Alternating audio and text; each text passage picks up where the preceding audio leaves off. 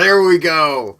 That was the great Uncle Meat in his band Heavy Cutting, covering Fairies Wear Boots. That has become a favorite on this show. It's not that this song is hard to play. It is not. It is just coming up with the stuff in the first place. I would also argue that there's a certain talent in performing that song so perfectly. I mean, I'm not a big fan of Sabbath covers in the first place, but that is one that makes the grade. And I know Harrison Kopp, he agrees with me on that one. And hey, T-Bone, it's good to see you tonight. I want to show you guys something that I got yesterday. It's my new mask. On one side, 6 feet back must you be. And on the other side, it's Baby Yoda. Oh, 6 feet mask. I love it. Fits around the ears like so, over the nose. Then I just say, hey, talk to Yoda. 6 feet back must you be. I love it. Love it. $7. That was $7. So I bought 2 of them.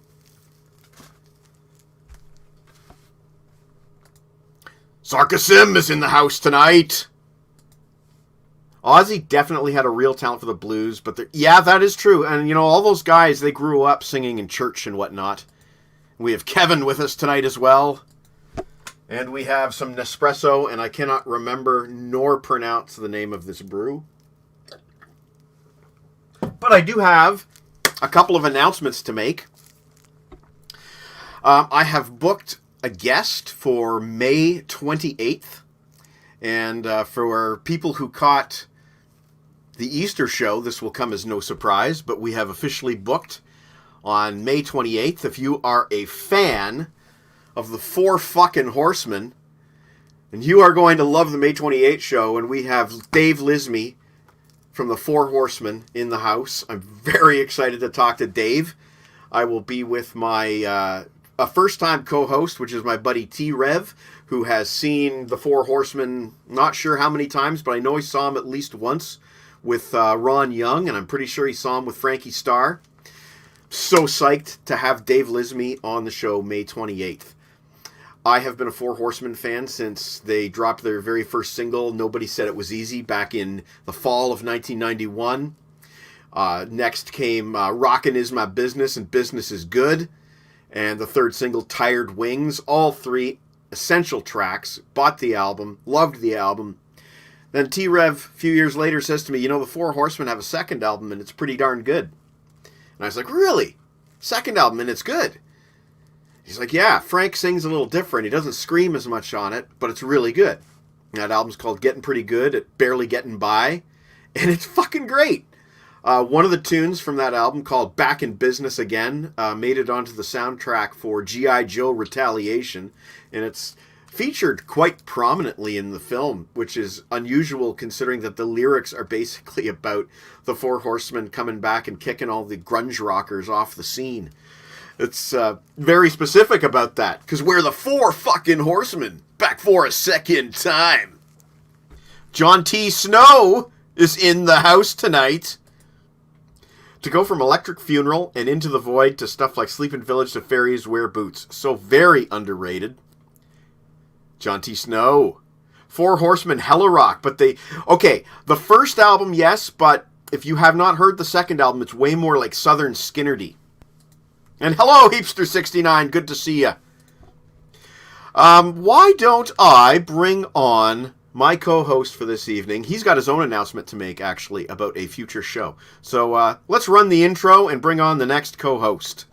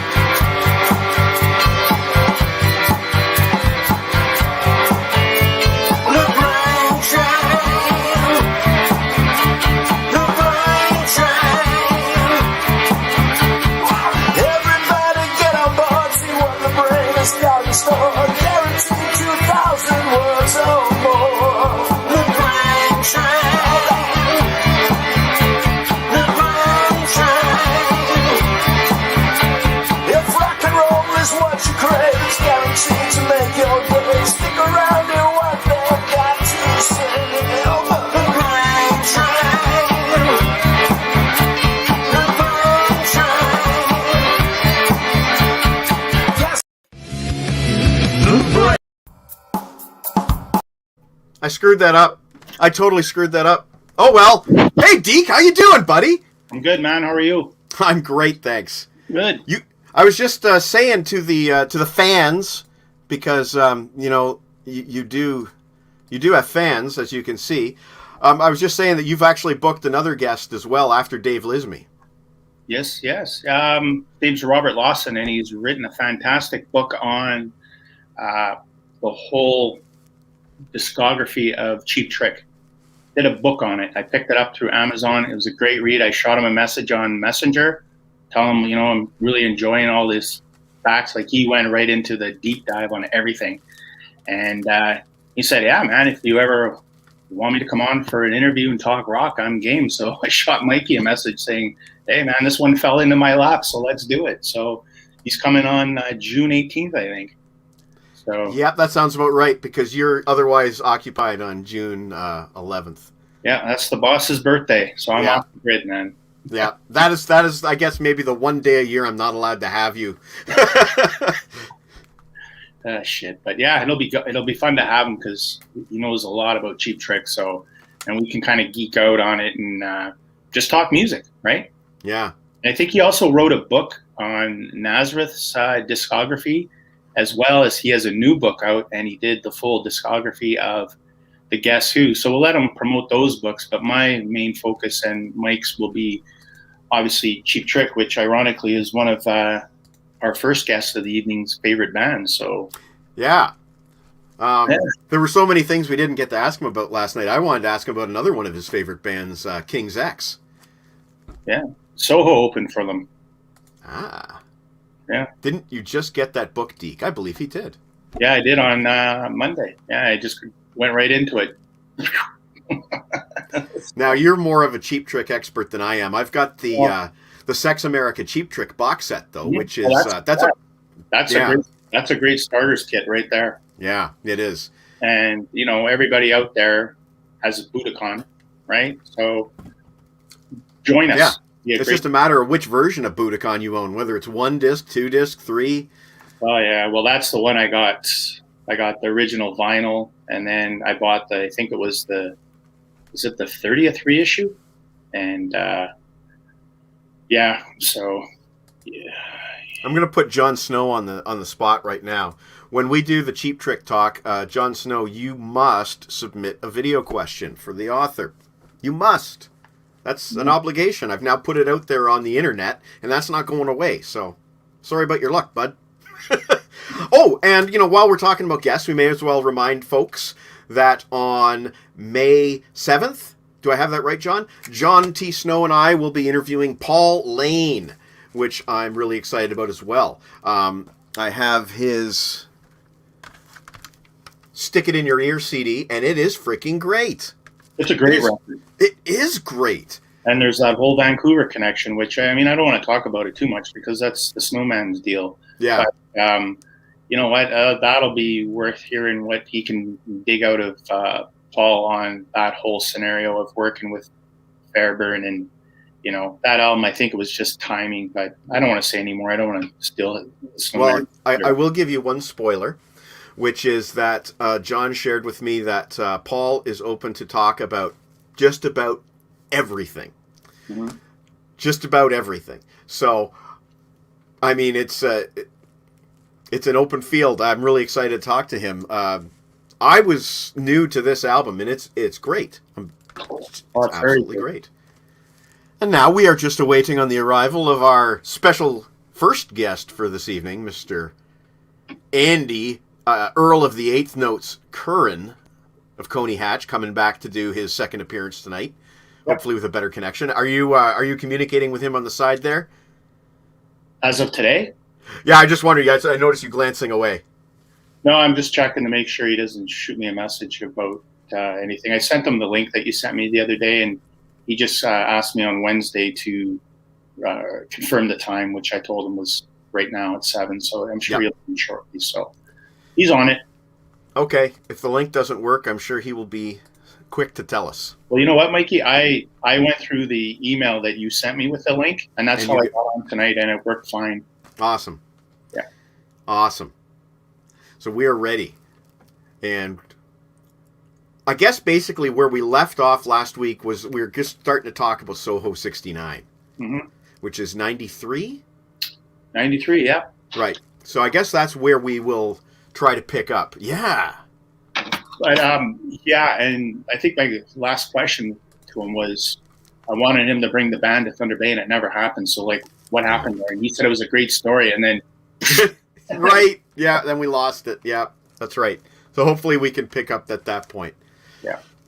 Excuse me. And then at 8:30 our time, so an hour and a half from now, we've got Mike Fraser scheduled to appear again for his second appearance. And again, and that's gonna be great, man. That's another must-see TV. I mean, yeah, we're gonna dig in with Fraser with a bunch of stuff that we missed the first go around, because it's one of those things. I mean, it's gonna happen with Andy tonight. He's gonna get off, and tomorrow morning I'll be like, shit. Yeah. That, you know. Yeah. Yeah, we get the AC/DC backdrop for Mike.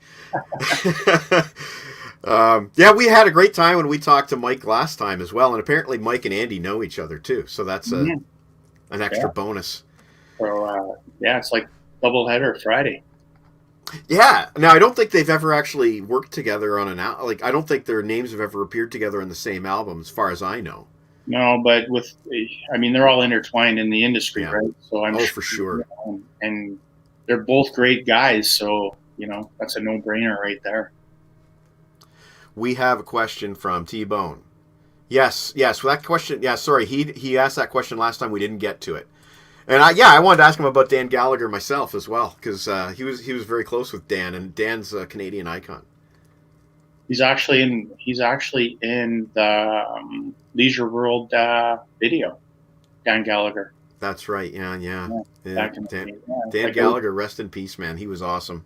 Yeah, like we talked about last week. Like he was, I think, one of my favorite DJs on there, because he just had it was just fun. He wasn't mopey. He was just a fun guy, and he always gave a good interview. So. Yeah. I'll tell you one memorable one. It was Cinderella in 1990, and they were sitting in. It looked like a hotel boardroom kind of thing, big table, very bland looking. And Gallagher's he's like shuffling a deck of cards through the whole interview, just playing with his deck of cards, not really doing anything with it, just playing with it. And at the end of the interview, he just scatters the cards like confetti all over the table, all over Cinderella, It was just so out of the blue, And that's a perfect example of him having fun. And Brian asked a question last week about Andy working with the Trailer Park Boys. And Andy actually just posted on his social media, like today, a picture of him with Ricky Julian and Bubbles. So that's a perfect entry point to ask Brian's question last week. Because I don't know. I'm a big Trailer Park Boys fan, and I don't know that connection. I wonder if that's a connection where when Andy was working with Rush and Alex was on the show. Well, that might have been the Closer to the Heart episode. Look at that. Yeah. Not surprised. Good to have our fan base out there digging in tonight with us, and the official Ontario lockdown, another lockdown, lockdown. Oh boy. Yeah. Okay, so maybe we can just shoot the shit a little bit before Andy gets here. But like I'm at work. There's supposed to be an announcement at 2:30, and then it's 3:30. Yep. Then it's 4. Then it's 4:15, and they make this announcement, closing all this stuff down at 4:15 on a Friday. And I'm thinking, as I said to my wife, I'm like, there's people out there that they're going home from work for the day at 4 or 5 on a Friday. This shit hits the fan, and they got to figure out on Monday what the hell's going on. Like that is just it's utterly ridiculous. It's insane. Man, I feel really bad for everybody right now. Well, I mean, not myself. I don't feel sorry for myself, because this is the limit of my social interaction with anybody. But for somebody like my wife, she wanted to go out and have coffee in a parking lot with a friend on Sunday, and now that is illegal. That's and that's the thing. I mean, like, even me and T-Bone. I mean, he's my best pal. Lives in the same city as me, and we haven't hung out since January of 2020. Yeah, if that. So I haven't seen the Meat Man since Christmas 2019. Same time frame. That was the last time I saw the Meat Man. yeah, and it's just like, if anything, we drop off our birthday gifts to each other in the mailbox when we're at work, and yada yada. Yeah. And yeah, that's social interaction right now, man. It's seeing the mailbox at his house. Yeah. It's I don't know if it's technically illegal or not, but I got to pick up some mail from my parents' house this weekend. I don't give a shit if it's illegal or not. I got to get my Star Trek movies picked up. Oh, and also arrived that Moody Blues album that Uncle Meat recommended. That was his dad's favorite album. I ordered that, and that Moody Blues arrived at my folks' house, so I got to pick that up too. Wow, that's a great album. I'm glad the Meat Man recommended it to me. There you go, expanding the scope. Yeah, cool. But Sarka's right. 4:15 on a Fridays. You know what? In my experience, that is actually true. I've had many Fridays where 4:15 on a Friday, something happens, and you're stuck at the office trying to fix something that happens at 4:15 on a Friday. It's happened way too many times. Ah well. No sign of Andy? No sign of Andy yet, buddy. Well, let's just shoot the shit. We got Dave Lismy on May 28th. You're a Four Horsemen fan. Mm-hmm. Oh, that's an inside joke that I will not explain. Make it shut down. Oh, yeah. That was an old... That still comes up every once in a while in my search terms, but... Okay, I'll tell the story. Apparently, there's a fake Joey Tempest from Europe. If you Google fake Joey Tempest, I'm sure you'll find out more than you wanted to know. You thought conspiracy theories were crazy? Wait till you see the fake Joey Tempest conspiracy theory. The running joke is that I keep the real Joey locked up in the basement. Yeah. That's just a joke. Yeah. But you got some hate mail on that, didn't you? Holy crap, I did. People who are like... I don't want to get into it. You know what? I don't want to get into it. That was weird. It was just a weird thing. And it was a total... It started when my buddy Tommy, who's based out of New Brunswick, he wrote a review for the Europe album War of Kings on my site, praising the album, because, rightfully so, it's a great heavy metal album. And then somebody posted a comment saying, well, that's not really Joey Tempest singing, it's the replacement Joey Tempest. And then I made the mistake of doing like one of those WTF things about the fake Joey Tempest. And that's when the weird stuff started happening, because people thought that my satirical thing about the fake Joey Tempest was real, even though I thought it was really obvious it was satirical. But the lesson here is don't get satirical on the internet, because the masses won't figure it out. Hey, Mom. Well, hey, if you get bored of watching us, my sister's performing live tonight. In fact, my mom can only stay until 8 because she has to catch my sister's concert at 8. So Google Numus, Numus, if you don't feel like watching us anymore. And you can watch my sister play. That's awesome. Supporting the family. Yeah. You're a good woman, Mrs. Lodano. Oh, she's great. She is great. And you know what? I was just talking to her tonight, and I've never in my life heard her this angry at the general state of affairs in the world. And I thought I'd seen it all, but tonight I heard new things. So that tells you something. How can you tell? I don't even know I don't know if I want to know the answer. Hi, Ethan. How are you? And hi, Mom. No sign of Andy. Maybe, can you shoot him a message? Sure.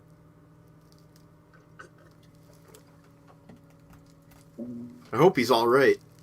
Yeah. Just give me 2 seconds. Oh, Ethan is T-Bone's son. So we have to keep it clean from this point forward, or I'm in trouble. No, he's heard his dad talk. It's all good.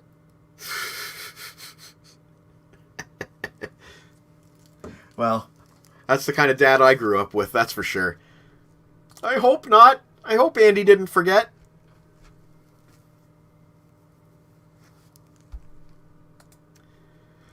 My dad is the master of swearing. He is literally the exact same as the dad in A Christmas Story, and very creative with his swearing.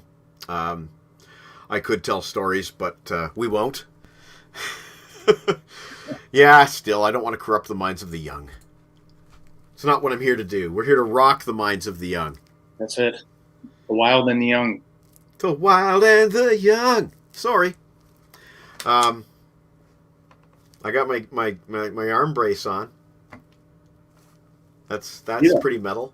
That is. That's like right out of the Dickinson Run to the hills. That's it. Yeah. This helps a lot. I have to do a lot of scrolling on the comments. A lot of scrolling. It's, repetitive stress disorder. Don't tell dad stories. One day I will. Maybe if I've got a show coming up that falls around Father's Day, maybe I'll tell dad stories. That would be fun. I think we could all tell good dad stories. I mean, even next time we have T-Bone on, we'll have to get him to tell I know I wrote about it in the blog, but it's the best to hear about it when his dad, when they were selling T-Bone's house that they grew up on, the Helix tapes. Yeah, we're all out of Helix. First time I ever heard Helix come out of his dad's mouth. Troy, we're out of Helix. And we just all froze. What? Oh, that was the best, man. Still having a laugh about that. Troy, that's great. Are we out of Helix?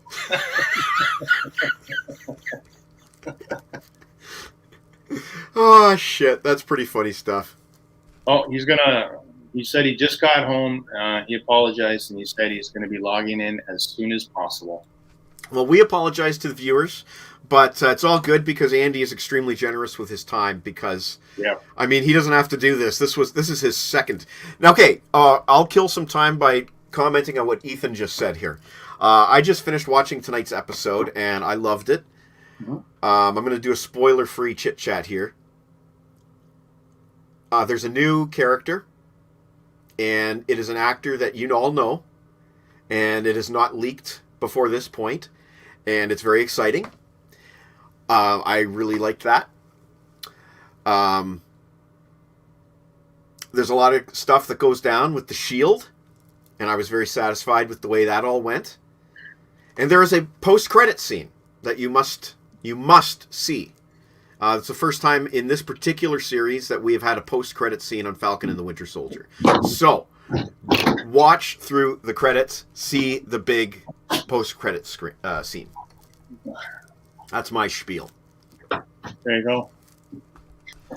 Well, okay, Kevin, it's all over Twitter, but not for people who are avoiding spoilers. They're not gonna pay it. They're not gonna even log on to Twitter today. I'm catering to the people who avoid spoilers, Kevin Simister. I'm catering to the people who avoid spoilers, not Twitterers. One day I came home from school. Often my dad picked us up in the car as we were walking home from school because he drove home from work in the exact same route that we walked home from school. So he picked us up, drove us home from school. We got home, and there's an old man sitting in our kitchen that we didn't know. An old man! And my mother is entertaining this old man and giving him a coffee because she didn't know what the hell to do. It was one of my dad's customers decided to drop in and visit. I'm sure you'll remember that story, Mom. Thanks for no spoilers. You were very welcome. And we have Andy on bass. The Earl of the Eighth Note is here. Please welcome this guy. The LeBrain train is proud to present Andy Curran.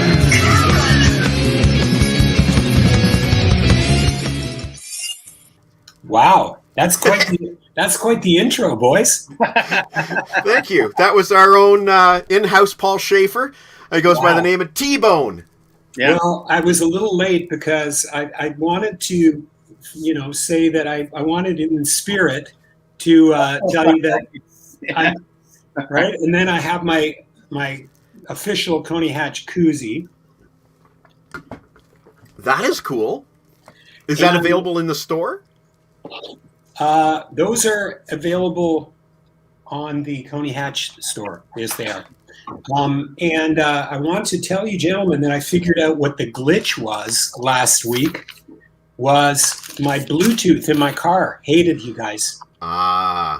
It's not anytime you throw Bluetooth in there, it complicates things, unfortunately. The old Bluetooth. But apologies, I was late. I was running. I drove in from the city today, full day, and then I went and cracked myself an Iron Maiden beer, and I'm ready to rock with you guys. Hey, awesome. You know what, Andy? Seriously, thanks for coming back, man. You know what? So you could have said, I'll come back in a couple of months, but you said, I'll come back next Friday, which is today. And, you know, me and Mike, we just totally appreciate it. So thanks. No problem, boys. And apologies about the glitches last week. I mean, I think despite the technical difficulties, we covered a lot of ground, didn't we? We sure did. We got all the way up to Soho 69. But if Deke doesn't mind, I'd like to open it with a quick question. Sure. Yeah. Andy, I'm sure you may be aware that we got Mike Fraser coming in at 8:30 tonight, and I was talking to him earlier in the week, and he said that you guys know each other quite well. Yeah. Well, listen, I'm a big fan of Mike Fraser and the work that he's done, and I followed his career. I think the very first time that Mike Fraser sort of got on my radar, I was certainly aware of him, but there was a live AC/DC DVD, and I'm trying to think of the name of it, that he mixed, and it completely floored me. It sounded so freaking amazing. So at the time that I bought that DVD, it was geez, I wish I could remember. It might be Castle Donington or something like that, but Mike mixed it. Long story short, I was at that time working with the boys in Rush over at Anthem Records, and they were doing they said to me, Andy, one of our next projects that we're going to do is we're going to do a DVD of Exit Stage Left, and we want to remaster some stuff and remix it. Is like, who do you think that we should work with? And I love the guys in Rush for asking me that, because listen, they've been around so long. They didn't have to ask me that. They could have just said, hey, go out and hire, Chris Lord-Alge to mix this. And I said, well, there's a good Canadian boy out on the West Coast. His name is Mike Fraser, and he's done some incredible work with AC/DC and many other bands. And actually, I lie. I got to go back, and I was a big fan of the Dan Reed Network that he mixed. I love Dan Reed's stuff. So anyway, long story short, they were like, "Oh yeah, well, what has he done? Can you get it for us?" And I played that DVD for Getty and Alex and Neil, and they absolutely loved it. Next thing I know, I was on a plane with Alex Lifeson out to Vancouver. Spent a couple weeks at the warehouse and working with Alex and Mike Fraser. I mean, working with them, I was looking over their shoulders while Mike did his thing. There was a bunch of other projects that I tried to muscle Mike Fraser in on, but I just absolutely love that guy. He's a sweetheart of a dude, but his chops are amazing. He's one of the best mixing engineers in the world, recording engineers, and tell him that I miss him. I don't know whether I want to see him in his kilt in a long time, but last time I think I saw him at the Juno Awards one year, and he was wearing a kilt. But I didn't know that. yeah, but he's the best, and please give him a big, long distance virtual man hug for me. Absolutely, absolutely. For sure we will. All right, Deke, take her away. Andy, one question I wanted to ask you. I mean, we're into the Soho 69 stuff. One question I forgot to ask you was, when Coney ended and before you released your solo record, were you ever approached by any, you don't have to name names if it did happen, were you ever approached to say, hey, come and join our band and play bass? Like, did you have those kind of options, or did you just say, nah, man, I'm gonna do my own thing here? You know what? That's an awesome question, Deke, and I can tell you a couple things to answer that question. So right around the time that Coney, the wheels were falling off with Coney, because I was still managed by SRO Management and Ray Daniels, they also managed a band called Boys Brigade, and Boys Brigade was an alternative, sort of what I would call a new wave alternative band. I wouldn't call them punk, but they were new wave alternative. They got played on CFNY. I'm a rock guy, so we were like Q107, Chum FM, Boys Brigade were CFNY.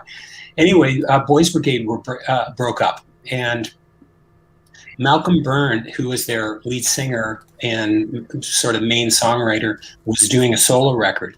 And I got a call from Anthem or SRO management asking me, would I be interested in playing on bass on Malcolm Byrne's record? And at that time, I wasn't doing anything. And I said, yeah, man, I love that idea. And Malcolm's a great guy. I'd met him a few times. Very different material than what Coney Hatch was doing. But the reason I bring that up is I met Glenn Milcham. He was the drummer on that session, and absolutely fell in love with Glenn's drumming. Subsequently asked him to play on what I call my No Tattoos record. Mm-hmm.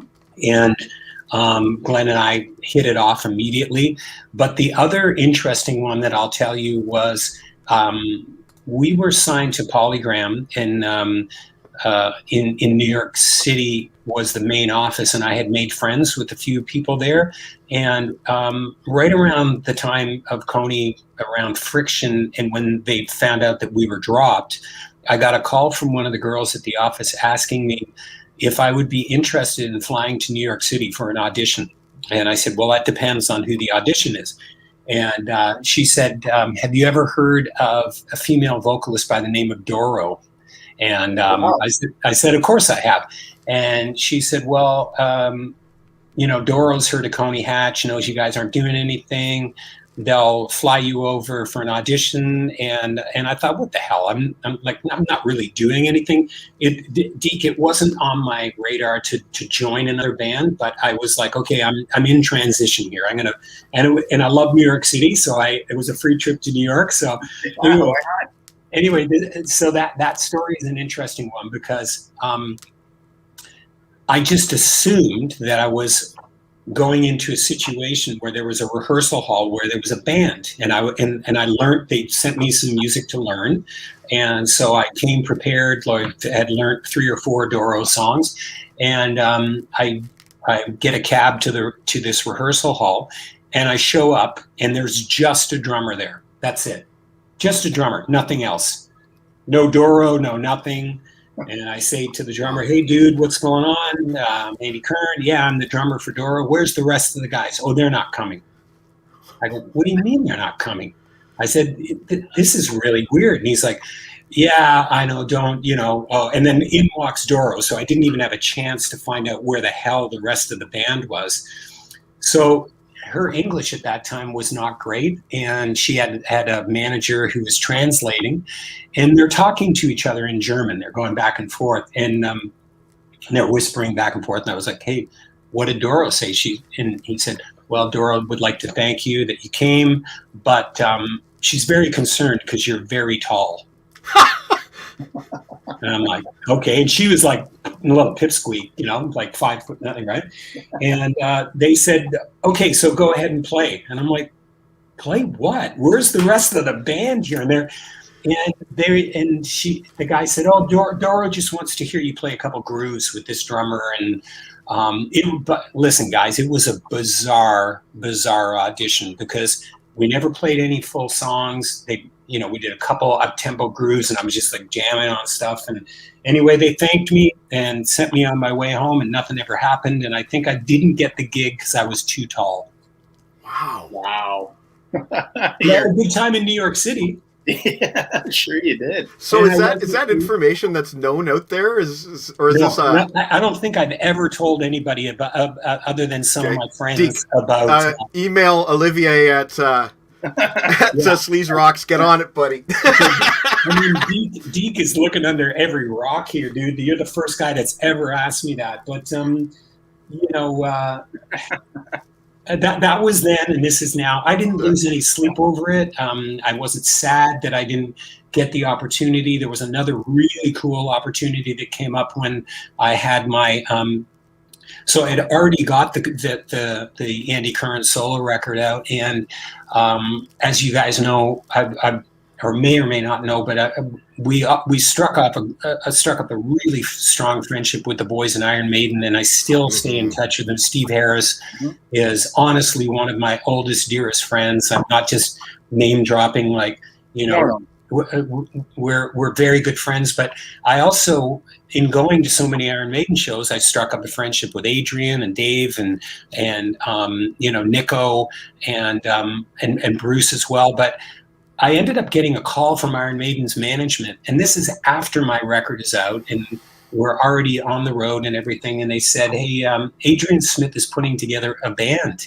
and he's really interested in maybe a collaboration and talking with you." And so the manager said, we've never seen you perform, Andy, other than, with Coney Hatch. We're going to come out. And they flew out, 3 or 4 guys from their management company flew out and saw a show in Niagara Falls, Ontario. And at the end of the gig, they said, "Hey, we think this would be great. Are you interested in moving to England? We think this would be good with you and Adrian Smith." And it was a real turning point for me, because I'd recently just got married. My youngest daughter was not even 2 years old. I just released my record, and I'm going, well, okay, so do I want to move the entire family to England and just scrap what I've done with my, the No Tattoos band? And I respectfully passed on it and said, "Adrian, I hope you understand, like, I've really just started my band, and I love you, and I'm flattered that you might want to start a band with me." And ironically, I just saw that Adrian's released a new record, and I emailed him to say, "Hey man, your record sounds amazing. I remember when you and I were talking about putting a band together, and good on you. And I had no idea that you sang that well." But Deke, to answer your questions, those are kind of like the only sort of moonlighting moments that I can remember outside of my own projects. But the Doro chapter was a bizarre one. Well, I think those are both two pretty big stories, honestly. Yeah. So the Adrian Smith thing coincided around the No Tattoos record time period. I think the Adrian Smith was No Tattoos era, and the Doro one was 85, 86, after Coney had sort of, we're just winding down. I think Adrian's drummer at that time was Zach Starkey. Ringo's son. Yeah. I think. Maybe someone can comment and correct me on that, but I'm pretty sure Zach Starkey played on that record. He was on the Adrian Silver and Gold album. Yeah, that's the one. Yeah. I recently saw The Who for the very first time in my life, and Zach Starkey was playing drums, and I thought he was awesome. Yeah, he is really, really good. And he, I don't know whether he was trying to cop the same feels that Keith Moon was doing, but he did an amazing job. Well, that's... Sorry, Deke, I hijacked your question there. No, you didn't hijack. Really cool stories, though. I'm still wrapping my head around the fact that I was able to ask Andy a question that's never been asked. Nobody's when you're in a band, nobody ever asks you that. Like, dude, if you could, like, I've always wanted somebody to say to me, if you could join any band tomorrow and you would be the bass player, what would that band be? First answer would have been Tom Petty. Second one would have been Skinner. I love Skinner. Sign me up. I'm ready to go. Followed closely by Cheap Trick up there, and I've got a 12-string bass, so I'm ready to go. And Robin Zander, if you're listening, I'm ready to go. There you go. Yeah. Wow. Well, you heard it here, folks. You heard it here. First 10 minutes, we got a bunch of rock scoops, man. This is like fantastic. No kidding. I gotta text Perez Hilton as soon as we're done here. Yeah, no kidding, man. So, speaking of Steve Harris, I mean, as music fans like myself, Mike, anybody that's a Maiden fan knows your relationship. A Coney fan knows your relationship with Steve Harris, and you guys go back to the '83 tour, now to the Peace of Mind tour when Coney opened. You guys, the funny thing was, I remember reading years ago that the thing that bonded you guys at first was not the bass, but tennis. Is that right? That's absolutely right. Right. Wow. I'll tell you the story because I think we were probably, I'm going to say, a couple weeks in on the Iron Maiden tour, and for me, my dad and my mom and dad were born and raised in London, England, a suburb of London, England called Muswell Hill, and they met at the Muswell Hill Tennis Club. So tennis was a really big part of the Curran family. And as like from the time that we could stand, I remember my dad having a tennis racket in our hand, and he was ranked in England as a young 19-year-old tennis player. So I played a ton of tennis when I was a kid. Same with ice hockey, and when we went on the road, for anybody that hasn't been on the road, there is so much downtime in between shows, and a lot of boredom during the day. So you can either, get into drugs and just, do stupid shit and lose the plot, or you can stay busy. And one of my things that I was really active in trying to make sure is I brought my tennis rackets on the road. And then if we had a day off or a late show, I would roll into town.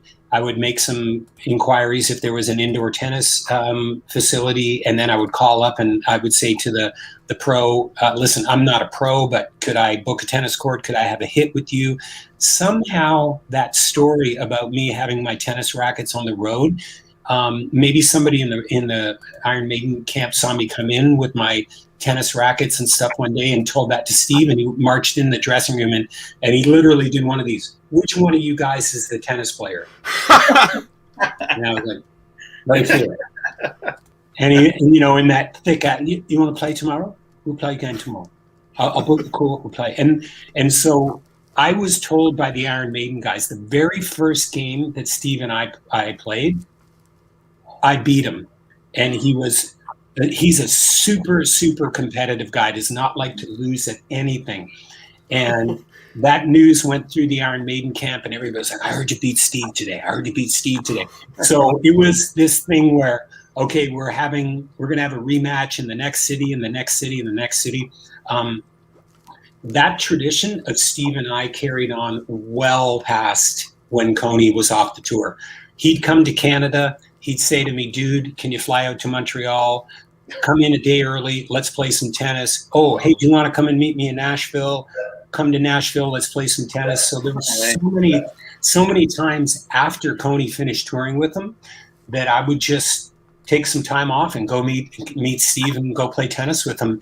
And then, of course, go to the Maiden show and hang out and drink Trooper beer. No, they didn't have Trooper beer back then, but no, that was really the catalyst of the relationship. And then, of course, when you hang with somebody that long, you start finding out that, like, I had no idea how much he loved Trevor Rabin. He turned me on to Trevor Rabin as a guitar player who eventually went on to join Yes.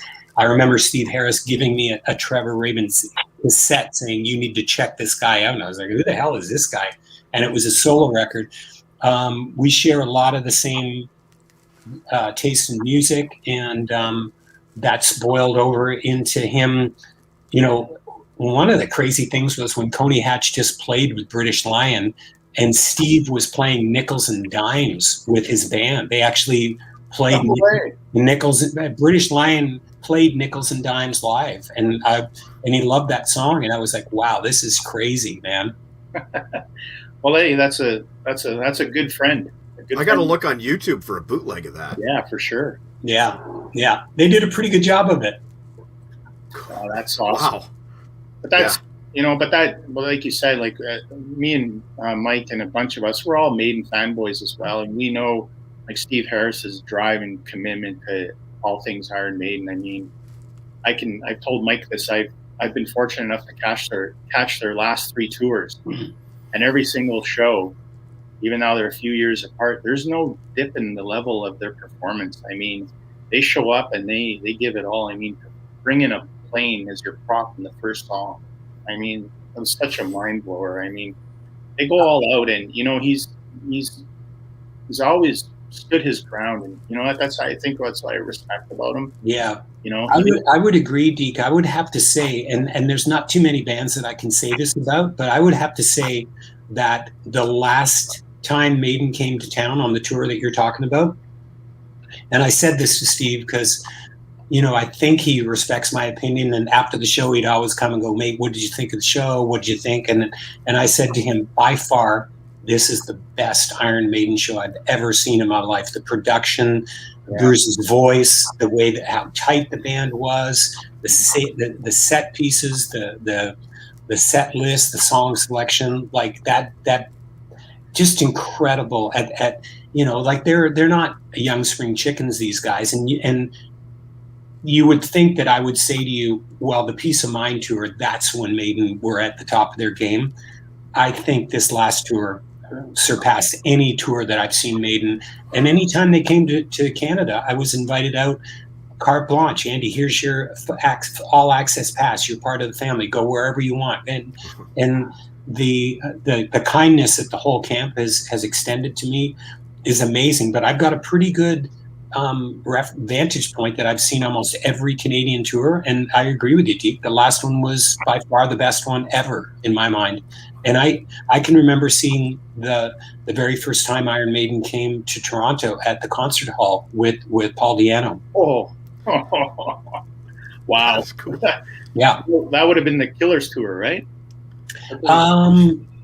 I honestly don't know if it was Killers or whether it was off the first album. I would have to think about that. You'd have to do maybe some of your listeners know, but when they played the concert hall, their very first time in Toronto, I was at the show, and a band called Reckless with Steve Madden opened up. And Steve Harris told me an interesting story about that show. He said that Paul Di'Anno refused to do an encore, and they were down in the dressing room, and Steve threatened to beat him up if he didn't get back on stage. I like that story. That was probably, that was probably one of the reasons that led to his exit less than a year later. So there you go. But that's awesome stuff. So last week, before we totally glitched out, I asked you about Soho 69, about you putting out a great record. I loved how you fused a bit of the 80s rock, but you also fused some of the early 90s rock. I mean, you kind of combined the elements. And like I said last week, my favorite song on there is Goodbye So Long. I just love that tune, man. It's so atmospheric, especially how it just goes on at the end with, I don't know if you had synth going on there or what, but yeah, it's so great. But I remember buying the CD. I bought my brother the cassette tape. I seen Kiss My Boots on Much Music, wanting Soho 69 to come to T-Bay. Didn't happen. So what happened there? Yeah. Well, and thank you for the kind words on that. I'm really proud of that record. And Chris Wardman, who produced it, was a big driving force behind the sonics of that record, and having a bit of a departure away from the first solo record and making it sound a little bit more alternative. And I chose Chris and asked him if he would produce a record because I was a big fan of Sons of Freedom. Sons of Freedom were a Vancouver band. Yeah. And like when I heard that record, I was like, oh my God, this drum and bass sound. And it was just, and I've never been shy to tell anybody I'm a big fan of punk and new wave and alternative music. So Sons of Freedom was just like one of many journeys that I took of that type of band. So with Chris, he was asking me some of the bands that I was listening to at the time. I was listening to a lot of Faith No More and King's X and Pearl Jam, some of the 90s bands that were up and coming, Jane's Addiction. And so I think when you listen to that Soho 69 record, some of those influences, like you can probably hear them in there, especially with the song Scatterbrain is very much like an alternative, almost like a Jane's Addiction type of a vibe. But the reason we didn't make it to T-Bay was the honeymoon was over before, like literally when we recorded that record, the label that we were on at the time was called Hypnotic Records, and they were distributed through A&M. And we had one Toronto show booked, ironically, opening up King's X, one of my favorite. Mona Lisa, love that. That whole record. Gump is my favorite record of theirs. Anyway, but we got this opportunity to open up for King's X, and Ray Daniels was managing the band at SRO, and Doug Pinnick is by far one of my favorite bass players and vocalists, and I love King's X. I've got almost all of their records.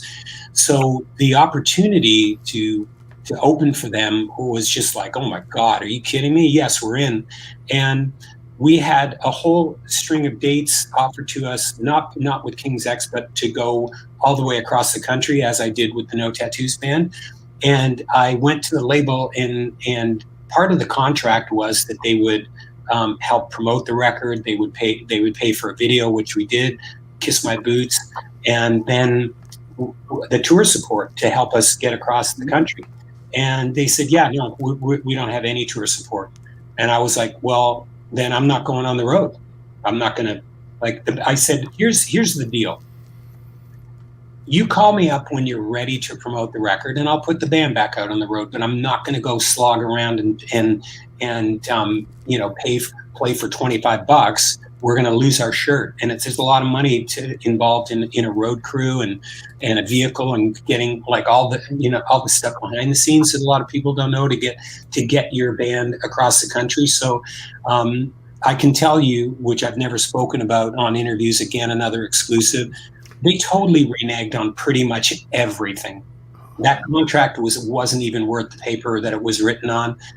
There was a lot of promises that were made that they just didn't do anything. And the president of the record company showed up at that King's X show and knocked on the door. And by then things were souring. And the security guard came to me and said, so-and-so's at the front door or at the dressing room door, wants to come in and say hi to you. I'm not a violent guy unless you put skates and a helmet on me. Like sometimes I get a little ornery on the ice. But I said to the security guard, you can tell him, no problem. He's welcome to come in. But the minute he walks in the door, I'm going to punch his lights out. Needless to say, he didn't enter. No. Needless to say, we got zero tour support. And sadly, we didn't tour that record, and which was really sad, because that band that I had put together out of the when Glenn Milcham left and Eddie Zeman joined and Michael Burkowski and Simon, like that's what a lineup. And I just felt that we were just dog leashed, man. We never even got off the runway. So I'm proud of that record. That's one of those classic record industry stories where you hear that bands, and their contracts go sour, and you kind of go, well, how come you didn't come to T-Bay? That's why. And if I might comment real quick, I noticed the 90s bands that you listed off, King's X, Jane's Addiction, help me out here. Pearl Jam, Faith No More, Sons of Faith No More. Very unique and well-rated bass players in each of those bands. Billy Gould's got a really interesting bass sound. Doug Pinnick, of course, the master of the 12-string. Yeah, and arguably Mike Patton, easily one of the best vocalists in the world. And Simon Brierly, the guitar player and one of my best pals, got me into them, and we got into Mr. Bungle and all the different bands that Mike was in. And I found it interesting to find out that Mike Patton's one of his favorite singers is Stevie Wonder. And so you listen and go back and do yourself a favor and listen to Faith No More and listen to Mike's vocals, and you're like, oh yeah, I can see that Stevie Wonder thing, right? 100%.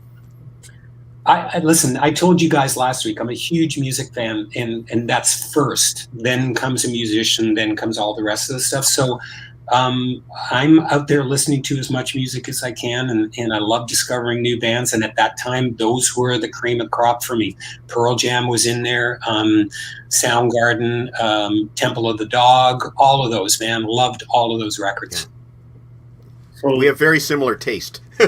yeah, well, you can't go wrong with Doug Pinnick and King's X. I mean, phenomenal players. Yeah, that for anybody who hasn't heard DMX with him and Ray Luzier from on drums from Korn, and help me out, guys, the guitar player from Dawkins. George Lynch. George Lynch. What an awesome, like, check out DMX, man. That, like, if you're into kick-ass rock with some serious playing on it, Ray Luzier might be one of the best rock drummers out there in the world right now. Nice. Yeah, he is fantastic. Tell you what, Andy, in this day and sorry, Deke. I just had to. Sorry, I don't mean to correct you, Andy. DMX is the rapper that died this week. KMX is the band. Sorry. I just want to make sure. We want to make sure that the fans buy the right album, because if they might be disappointed if they buy DMX when they wanted Doug Pinnick. Okay, sorry. I'm gonna put this away. I'm gonna put. Sorry. Maybe I stand corrected. Good one, Mike. I just something was wrong in my ears there, so I wanted to make sure we got that right. Maybe you need another trooper to balance it out there, Andy. That was a Freudian slip. I did read about DMX, which is a drag. He recorded quite a lot of records in Toronto, and that's very sad about DMX. Yeah, very. True. But it's been a crummy week. I was going to tell you that if you ever do the reissue on Soho 69, I'm your guy to do the PR on it, okay? And I'll do it for free. Thank you, buddy. Thank you. That's how much I love that record, man. So going from Soho 69, all of a sudden you form a new band, but the constant thread of the 90s for you in a band is Simon Brierley. So you guys are together you put together a new band called Caramel. Yeah. And we got signed a worldwide deal with Geffen Records. Mm-hmm. Stuck out the video single for Lucy. And what happened there? So you're absolutely right. Simon and I not only formed like what I'd like to call it like an extremely tight musical bond, but we became best friends. So when you're writing music with your best friend, it takes on a whole different vibe, and we enjoyed hanging out and playing. He's an amazing golfer. Plays a little bit of ice hockey, plays tennis. So we had a lot of common interests, but not that I'm placing myself into the same level of these artists, but you think about Mick Jagger with Keith Richards, or you think about Steve Tyler with Joe Perry, and it's that bond. That's Simon and I. If I, he's my Keith Richards. We were just joined at the hip, right? So it made total sense to ask him to be part of Caramel. And what happened was, in the ashes of what I'll call the No Tattoos record in Soho 69, I was offered a publishing deal with Sony Music in Toronto. And it was shortly after I had co-written Digging a Hole with Big Sugar and Dan Gallagher. And I think on a publishing level, if you're a publisher and you go, hey, this guy's writing all these songs, and I was co-writing songs with Kim Mitchell on Kimosabi. And so they approached me and said, hey, we'd like to sign you to a publishing deal. We're going to give you two options. We can either send you around to these different cities to co-write with different people, or if you'd like to do a new album, we can do that too. And I said, I want to do a new album. I said, I don't think I'm ready to stop playing live. I'm not going to just like hang up and become a professional songwriter. And although I love songwriting, I still thought that I had a lot of race left in me. So there was a recording studio at Sony, and I was wedged in between when Junk House and Our Lady Peace and Daddies of Eden and anybody that was on that label weren't using the studio. the nature of my deal was if there was a couple down days, I would go in and I would record some songs. And I worked with Gary Furness and Lenny DeRose over there.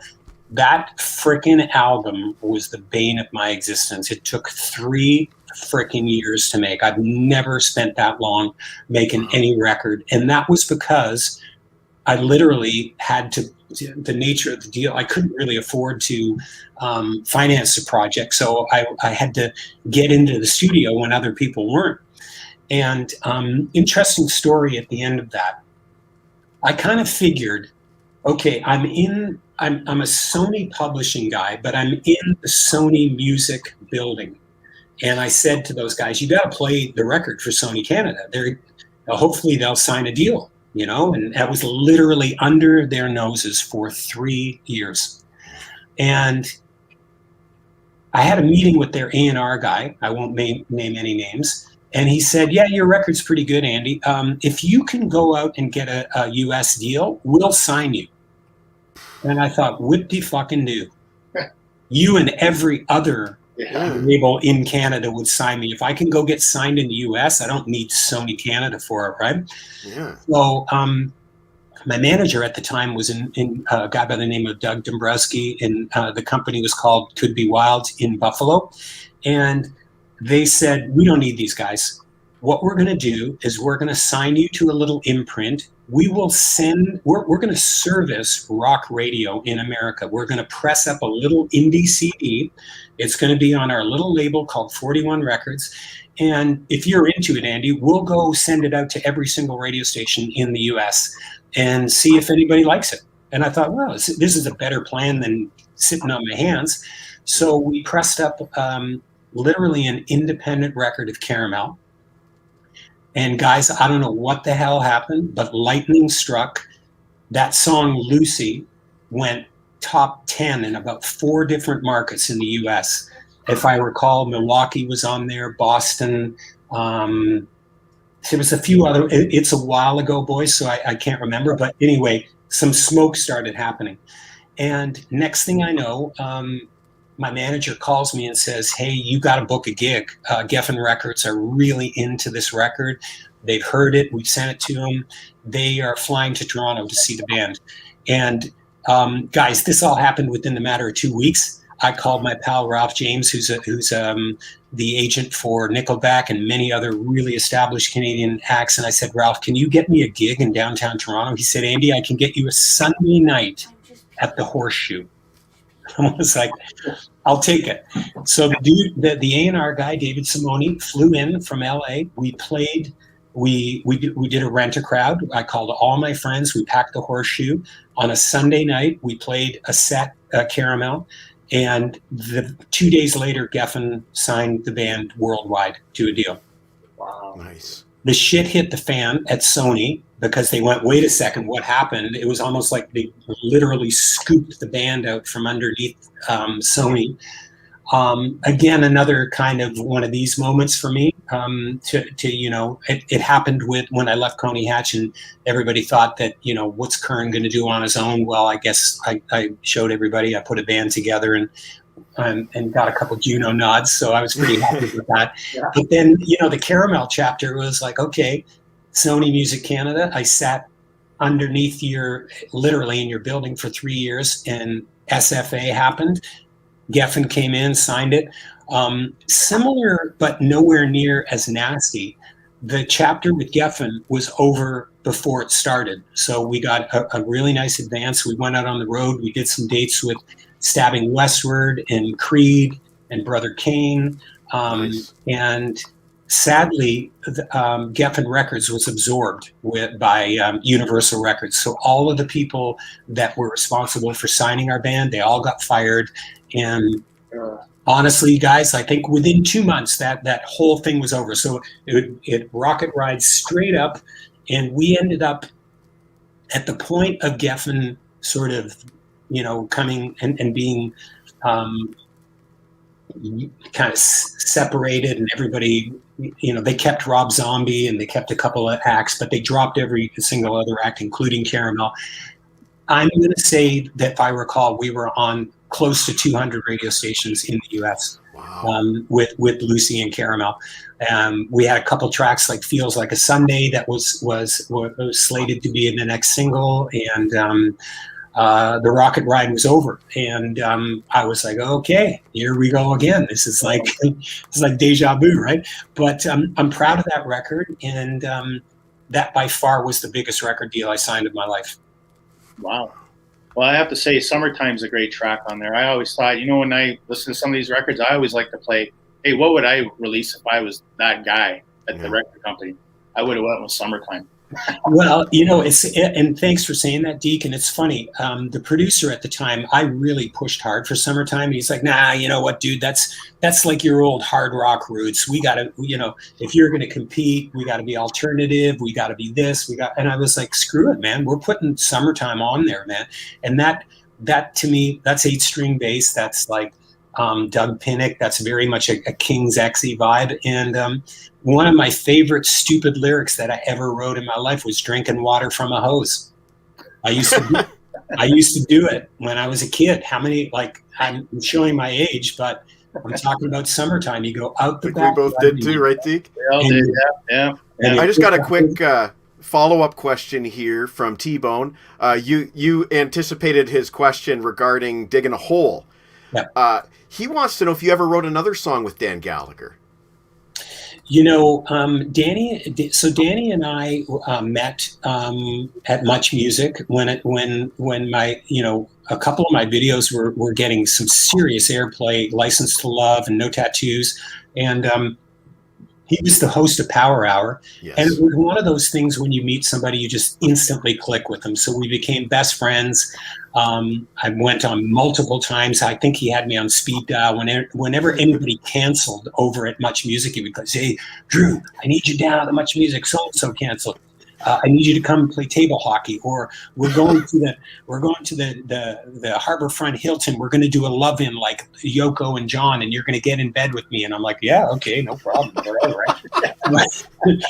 And so then Dan said, let's form a band. And so we formed Dan Gallagher's Beat Heathens. We did a bunch of shows up in Collingwood, and we were just playing cover tunes. We were playing stuff like Get Ready, and stuff from Van Morrison and Wild Thing, and just we were like fun little party band. And one day he says to me, "Dude, we got to record an album." And I said, "We're a cover band, Dan. We don't have any." And I know you got to write a song. So, long story short, I wrote the music for "Digging a Hole." I gave it to Dan. Dan wrote the lyrics. I had nothing to do with that, and he ended up playing a half-finished version for Gordy Johnson of Big Sugar. And Gordy added that guitar riff, that and we've got ourselves a song. And then he said, "I guess this isn't going to be on our album. We've got Digging a Hole on Gordy's record, and on Hemivision, and ended up being a big record for him." Dan and I wrote a bunch of other songs, and we actually I'm trying to think. We wrote a song together called "Drugstore Jesus," and it was very much in the vein of Big Sugar. And I don't know whether we ever played it for Gordy, but it was specifically written for Gordy because it was in that Digging a Hole vibe. And oftentimes I thought I should just go ahead and finish "Drugstore Jesus" myself. And Danny wrote all the lyrics, and even though I'm a lyricist, I was, I respected the fact that he was the vocalist of the Beat Heathens. So I was like, "No, you go ahead and write that." So I'll see if I can dust off, to answer your question. "Drugstore Jesus" was one that I still have a demo of, and I'll either play it for Gordy and see if he wants to do it, or if he doesn't, maybe I'll just re-record it. Wow. Well, there's another scoop right here tonight, folks. Yeah. You guys are going to be skyrocketing. Nobody's asked me any of these things before. Well, we want you to come back someday. And the "Drugstore Jesus" was the title, and Danny told me was loosely based around going and picking up prescription drugs that were then used for recreational drugs. You're the drugstore Jesus. Call me up. I'm your drugstore Jesus. I'm here to save your soul. I can hear him singing it. Oh man, well I hope we get to hear that as a finished song one day. That would be wild. It's Open G tuning. I used Open G tuning and some slide similar to like a dig in a hole vibe. But it's I think Gordy would kick the shit out of it, really, to be honest with you. If we ever got it to him, he would just completely destroy that song.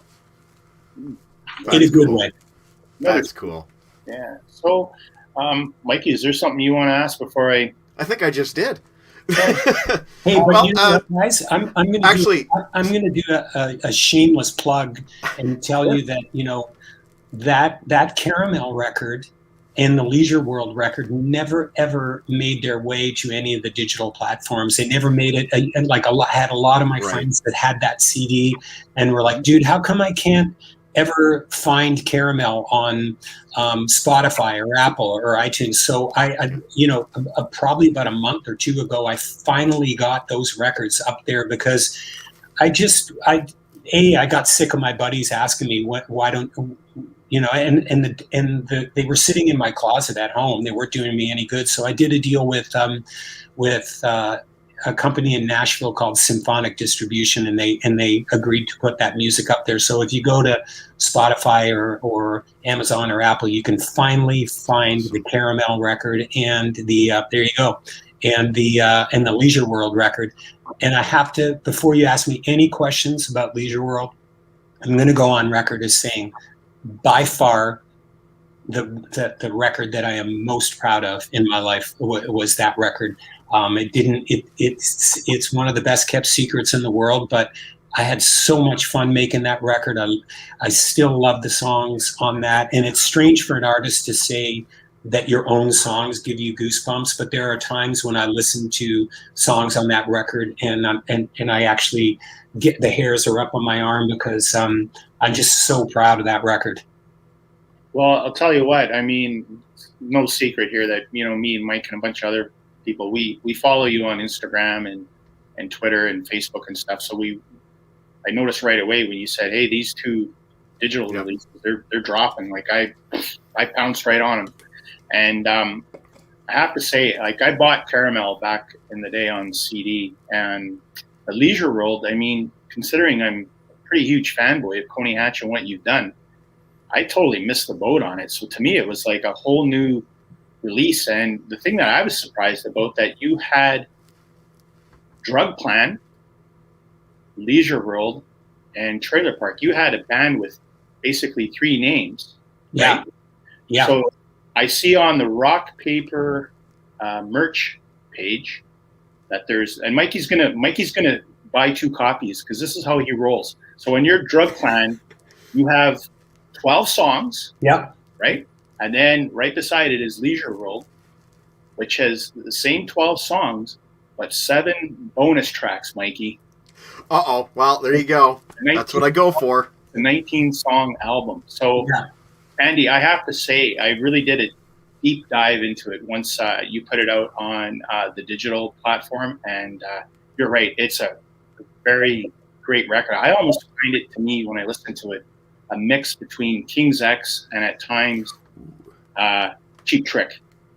Ooh. Well, that's a nice compliment because 2 of my favorite bands there. Yeah. With almost if King's X and Cheap Trick kind of went a little alternative. I mean, yeah. If it's okay with you, I wouldn't mind talking about a couple of tracks. Well, actually 4 tracks. I'd like to talk all 19 with you, but you probably don't. Yeah. And you know what, Deep, let me tell you a quick story before you ask me that. Hold that thought. So the reason that you have 3 different titles there was I started the project as Drug Plan. We got some serious interest from a label called Artist Direct in the US. They were super afraid of the name. They said, there is no way that you can call your band Drug Plan. And I was like, dude, I have a drug plan. You have a drug plan. My dad has a drug plan. And they're like, no. We are not releasing this. So I was like, what the hell? So I said, okay, well, the band's going to be called Trailer Park. So we basically press a CD. Similar thing that what happened with the Caramel record. We literally go top 10 in Boston with a track called I'm Dead. they basically say, we want you to come and play with. I think we got invited to open up for Limp Bizkit in Boston, and we had this whole gig set, and out of the blue, and young bands beware on this. If you don't do your homework and you don't copyright your name or protect it, you'll find out pretty quickly that there's a million other bands called Trailer Park. So the Boston radio station gets an email and a letter from a band in Boston saying, we're Trailer Park. I don't know who the hell this other Trailer Park band is, but they got a cease and desist. We're going to sue their asses off. So I get a call from my manager going, dude, did you ever do a search on the name Trailer Park? And I'm like, no. He goes, you're an idiot. Now we got to change our name. So I was like, okay, we're Leisure World. And so we changed our name to Leisure World. For full transparency, the songs that ended up on the Leisure World record and the songs that ended up on Drug Plan were slightly different. I would say like 80% or maybe 70% of the songs were the same. So when it got time to put them all up, I thought, what the hell? Let's just combine both albums. I put 2 cover songs on there, Yummy Yummy, and I had done a version of that we sent to a movie company that was going to be in a soundtrack. Same with Hello Dolly was supposed to be in Bride of Chucky, made it to the last cut. So I was like, what the hell? Let's just put them on. I'm just going to put everything Trailer Park, Leisure World, Drug Plant up there. So that's why there's 20 songs. I was like, get them all up. They all need to be up there. So sorry for that long diatribe, but go ahead and ask me about particular songs. I'm curious. Well, you know what? Considering we're in a lockdown, more music, buddy, the better we all are off, right? Yeah. I mean, so thanks. I mean, you've killed a lot of my time. Just good. I can tell everybody out there, you guys got to go on there. The album's called Leisure World. It's called Double Wide, Double High, and 19 songs. It's on Spotify. It's on Apple. You guys got to check it out. But Andy, I got to tell you some of these songs. Last Band on Earth. That is such a great ass-kicking tempo tune. I mean, there you go. You had Simon Brierly with you on guitar. Yep. You had Virginia Story on guitar as well, and you had Randy Cook on drums. What a kick-ass band, man! Yeah. Kick-ass band. So well, Last Band on Earth. Right from Monkey Bars, I've always tried not to take myself too seriously in terms of like, do I take my career seriously? Absolutely. Is there room in music and lyrics for a bit of tongue-in-cheek fun? Absolutely. So Last Band on Earth, that song was a dart to the A&R guy at Sony Music. Okay, I'm going back to the Sony Music chapter. Okay. It was like, if we were the last band on earth, would you sign us? If there was no other band. Then I started to have fun, like, we would never break up even if our singer died. We're the last band on earth, buy our sticker, put it on your book. I was really having fun with the concept. If there was one band left on earth, and all these things, we love you, we love our bands, and I was just like having fun with the concept of Last Band. But that's my punk rock roots showing, because that's just flat out 4 on the floor punk rock all the way through that. Yeah, such a fun. It's just, like, as a listener, it's a fun track, and I mean that's what I tell people. You got to hear this one on headphones, because there's a lot going around, like everywhere, left to right, right to left, and the production's stellar. Now Apple. There's another great tune on there. Once that verse kicks in, you interchanneled Robin Zander pretty damn fine on that, my friend. Like, nice. So that probably wasn't intentional, but Robin Zander, I have to say, is probably my all-time favorite vocalist. And a lot of people, even my pal Greg Godovitz from Goddo and a few other people, have said, dude, you sound like Xander. And I was like, thank you very much. It's not intentional, but I've listened to so much Cheap Trick that it probably is just in my DNA now. It's just like, I'm probably borrowing from him. But Apple was derived from that sort of the concept, you're the apple of my eye, about someone being, you're the apple of my eye essentially is where that started out. And a friend of mine said it kind of sounds a bit like a spy song off the top with the spy riff that would be like James Bond with the down. Lots of twang guitars in there. And on the production end, boys, like I had a lot of fun messing with Simon with backwards guitars and Echoplex and throwing stuff left and right and really exercising my chops with production because it's one of my loves to not only compose and perform and write, but I love getting in the studio and getting my hands dirty. And there was a big goal for us to find very unique guitar sounds on there and not just have the same guitar sound all the way through. Let's find 10 different guitar sounds and put them in there, right? So we started a little bit on that with Goodbye So Long and started to get into building those epic endings and trying to find out what madness, the swirling shit we could put at the end of songs to make some ear candy. So that's what we did with Last Band on Earth too. Well, hey man, there's a lot of ear candy on this. So I have to admit, when I first downloaded it to my iPod, the first song I actually checked out was probably one of the coolest song titles on there, and that's Taco Bel Air. So I thought, man, I got to hear this one first before I start at track one. I got to hear that one. And, for you, I remember you last week telling us that, you're the guy that likes to, pick it in the clutch with the rock stuff. And Taco Bel Air is a little bit of a different departure for you. So, would you mind giving me some back, or me and Mike and everybody else out there, some back? Sure. Yeah, I think there's two tracks that are candidates where you could say, that's not true, Curran. You didn't kick us in the balls in that one. And the other one is Truck Driver. But with Taco Bel Air, perfect example of having fun with some lyrics. I'm a big Mexican food guy. I love tacos. I don't eat at Taco Bell so much anymore because I've found a bit more highbrow Mexican restaurants. But I thought, wouldn't this be a cool concept for a song? Is Taco Bell in Bel Air. So it's a Taco Bel Air. It's the location in Bel Air. So although the lyrical references are about Sunset Strip and Rodeo Drive, and I spent a lot of time in California. My sister lives in Laguna Beach, and I've got lots of friends in LA that I've hung out there, and I love Los Angeles. But there was a band called the Mudmen. I don't know if you guys remember the Mudmen. Their lead vocalist, Zoe Nichols, and I co-wrote that song. And Zoe had the chord changes. And he said, I don't know what to do with the song. And I said, I know what you're going to do with that song. You're going to give it to me, and I'm going to finish it. So I basically stole it from him before he was in the Mudmen. And I finished it off. And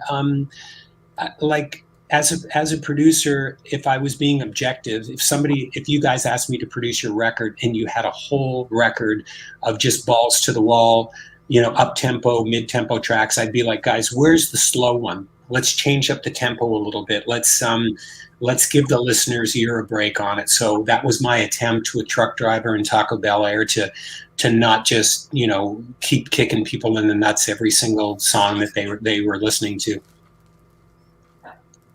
It's a great song though. It's like, I was walking around my house going, Taco Bel Air, and I'm thinking, hey, did somebody just hear that in my house?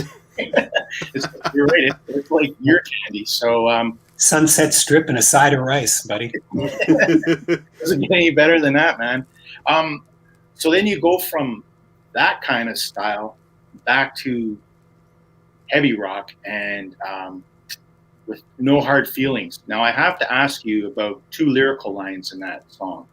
And one of them is, you stab me in the back, yet there's no hard feelings. And then at the end of the song, you go, you can burn in hell, there's no hard feelings. So what's okay. going on there, man? Okay. So it's interesting. I'm glad you brought that up. So No Hard Feelings literally was me basically figuring out if somebody did you wrong, that you could say to them, hey, there's no hard feelings, but let's I guess in life sometimes you hold a grudge and you let it go, and bygones be got bygones. But No Hard Feelings is about telling someone there's no hard feelings, but literally you're you feel the exact opposite. You can burn in hell. There's no hard feelings, Deke. No hard feelings. See you later. Burn in hell. There is some hard feelings left over there. It's all tongue in cheek on that one. It's actually, you caught the reverse message. There is absolutely some hard feelings there. Well, you emphasize that point on that song. It's almost like, whoa. And then it's into Taco Bel Air, and it's like, okay, life's better now. Yeah, and and the classic breakup where you talk to your friends and you're like, yeah, she got the cat. I reference that. We broke up. She got the cat. She got the dog. So there's some cliches that I put in there too. But I love writing lyrics and twisting them and having fun with them. And nine out of 10 times there's nothing. Like I learned early when I read an article about Steven Tyler that sometimes it doesn't matter what you say. It's how it comes off the tongue and the cadence of it and the beat of it. If it sounds good singing, I'm back in the saddle again. Or, there's so many examples of Steve Tyler where you're like, what did he sing? I don't know what he's saying, but it sounded amazing. And so I try not to get hung up on the message as opposed to the cadence or if it feels good to the track. Mm-hmm. See, and that's the thing with No Hard Feelings. See, after we spoke last week and about the almost the trials and tribulations you went through with the debut solo record and the Juno, and then the deal not happening for the pickup, and then now with solo, I heard that song. I thought you were just basically, though No Hard Feelings was towards the record companies that you were with. Like you're getting kicked, you're getting down, but you're getting back up. So you know what? There's no hard feelings. That's how I heard it. Yeah, and Deke, I think. I honestly can't tell you that song was directed at any one person. It was more about having some conflict with someone and saying there's no hard feelings. But it's a great vehicle if you're a poet or a lyricist or not even, and you want to write some stuff off. There's many times I've written emails to someone where I just want to rip them a new asshole, and I never send it, ever. You're just like, okay, that was good. That was therapeutic. I just told this person what an asshole they are, and I deleted the email. So I'm good now. I'm good. I got it.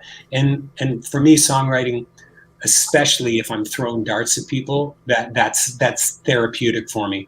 I'm So Over You is another one off that record, where I wrote it about a few people who, things didn't go well on, but everyday life is constantly a great source of inspiration for me for lyrical topics, good or bad. So, but you're right. Yeah, you move on. No hard feelings.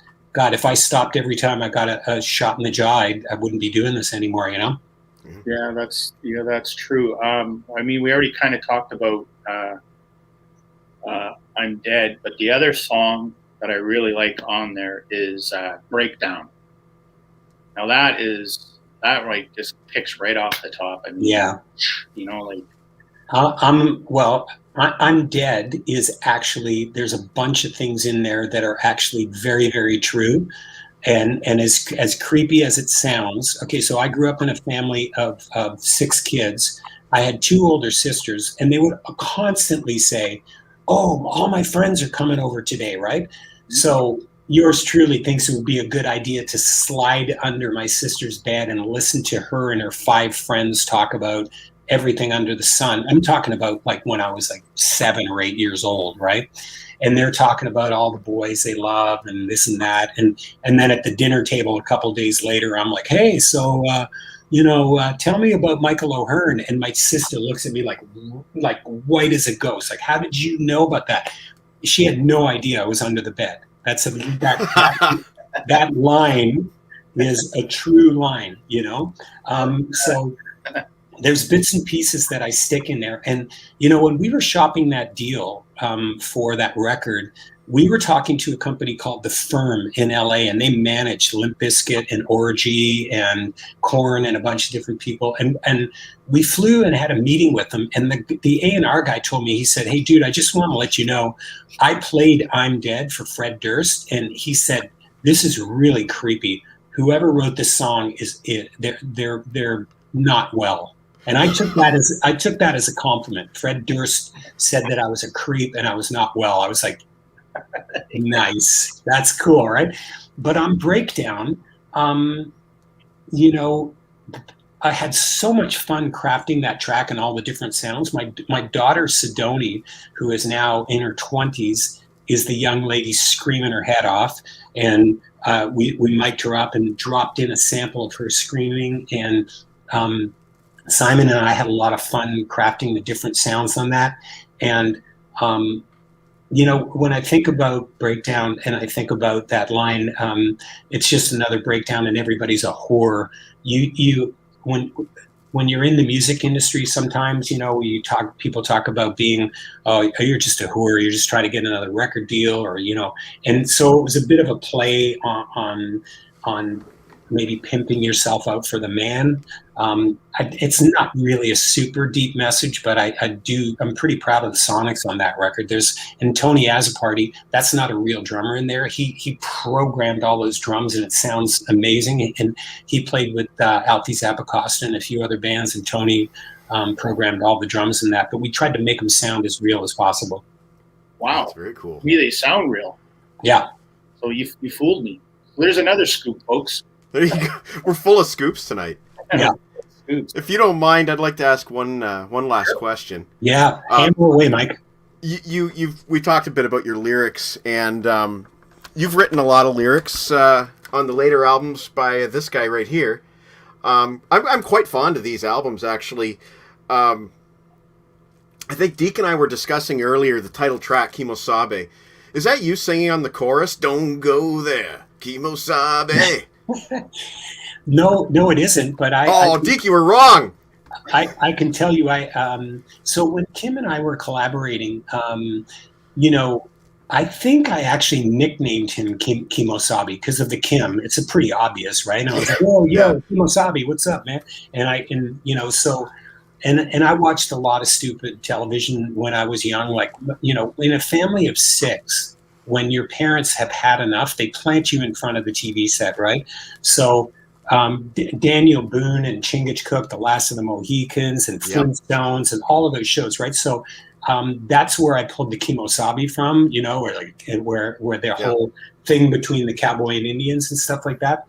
And what I tried to do with Kim, because Pi Dubois is one of my favorite lyricists, and God knows where Pi gets his inspiration from. Yeah. But when Kim said to me, Andy, would you be interested in writing some lyrics? I was like, oh my God, that's a tough act to follow with Pi Dubois.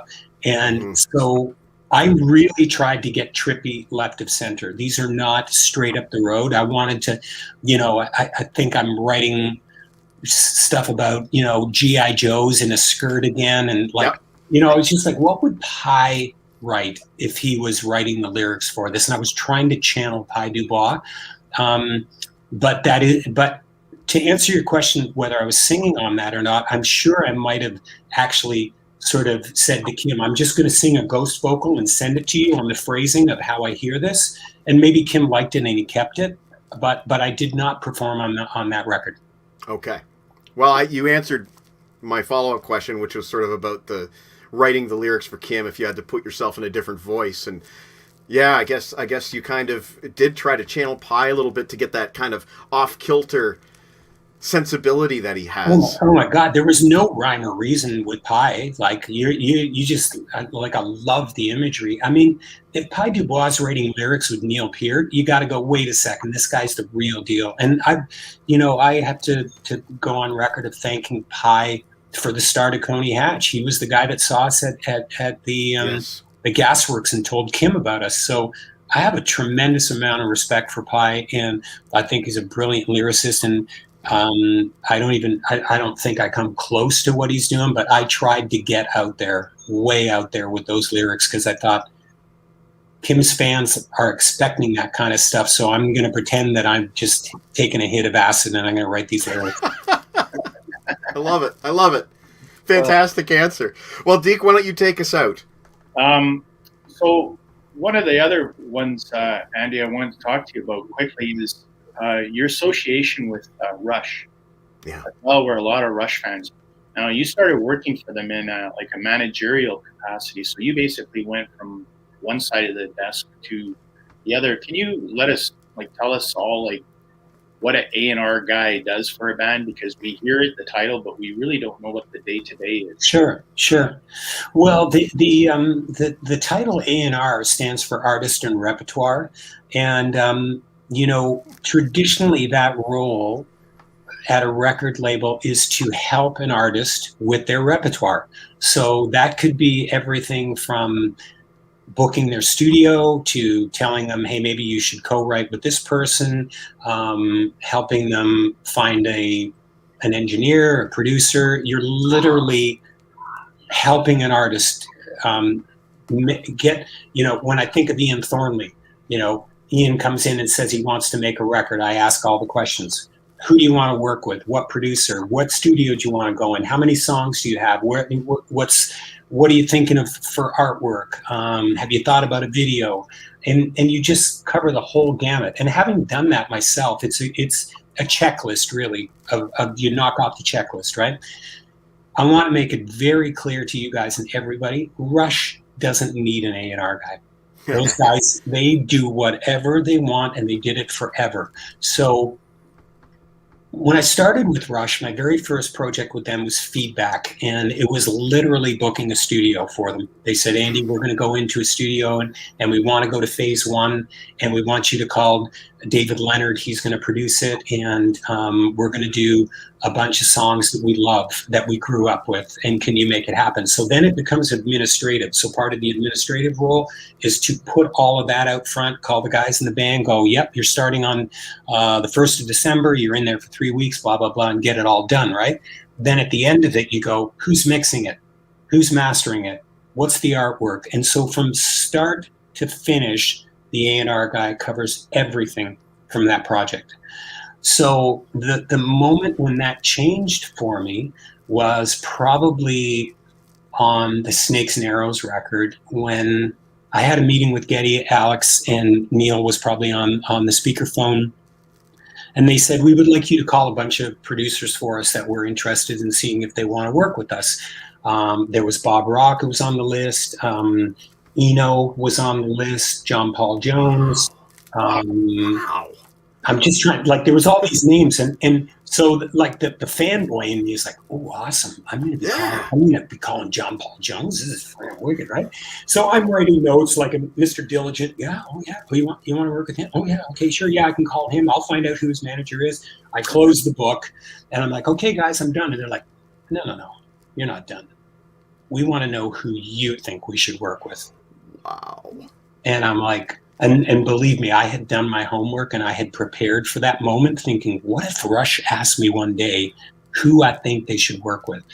So I said to them, guys, and I did networking. I called a lot of managers who represented producers or engineers. And I said, hey, could you send me, like Mike Fraser, could you send me Mike Fraser's reel? I want to have that in case any of the acts go, do you know Mike Fraser? What's his work sound like? Then I have it. I don't have to go scrambling around. So I said to the boys in Rush, I really like two guys right now have really stood out in my mind. One of the guys' names is Adam Casper. He did songs for the deaf for Queens of the Stone Age. Loved the sound of that record. Mm-hmm. And then there was Nick Raskulinich, who had worked with the Foo Fighters and a bunch of other really great bands.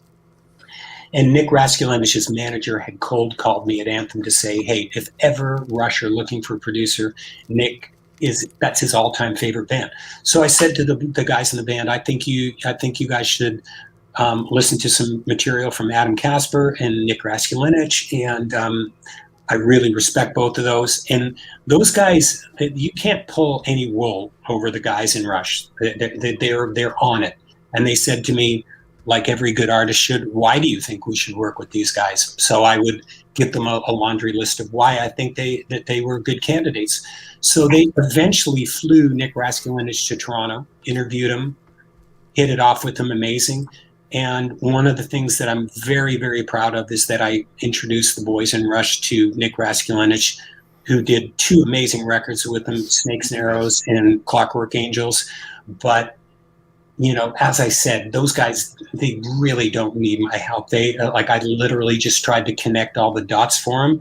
They're just such amazing musicians, and their instincts are great. And I would always be a sounding board for them, but you don't A&R Rush. They're their own masters of their own destiny, and I just tried to supplement what they were doing and help them out.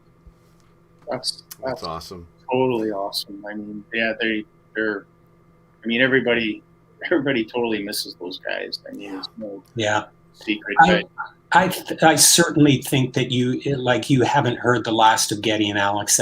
I can guarantee you that. That's cool. And the other thing, quick, since we're on the topic of Rush, you were part of their. I know Mikey has them, the reissue series. Yeah. Mm-hmm. Can't see him, but I got him behind me. Are you still? We're waiting for the moving pictures and the signals ones. Are you involved? No, I'll tell you guys, I ended up resigning from Anthem Records. I left there in the fall of 2019. Okay. Very proud of the 2112 box set and Farewell to Kings and Permanent Waves. There was a lot of change in that label. There's a lot of different shares. The CEO, Robert Ott, that brought me in, he left the company. I have great respect for Robert and what he did. So it was just my time to move on. And my dearly departed mom would say, if you can't say anything nice about someone, don't say anything at all. So I left the Anthem Records camp, and proud to tell you I'm still working on box sets. I'm actually just finishing up a 40th anniversary of Allied Forces with yes, that RSD box set. Yeah.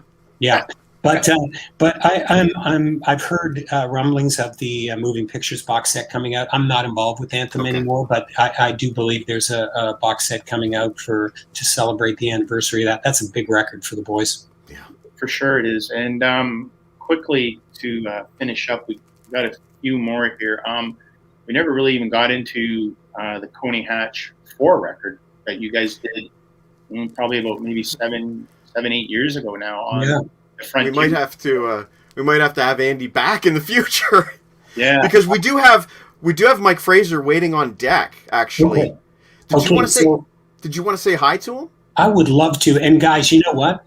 If you want to do part 3 and talk about Coney Hatch 4, let's book that. We'll book that, and I'll tell you a story about that. But if you can get me and Fraser on at the same time, that'd be awesome. I think we can arrange that. Please welcome to the stage, Mike Fraser. The LeBrain Train is proud to present the return of Mike Fraser.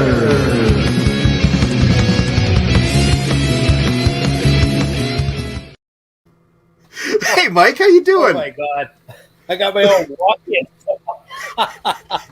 Andy, whoa, brother, how are you?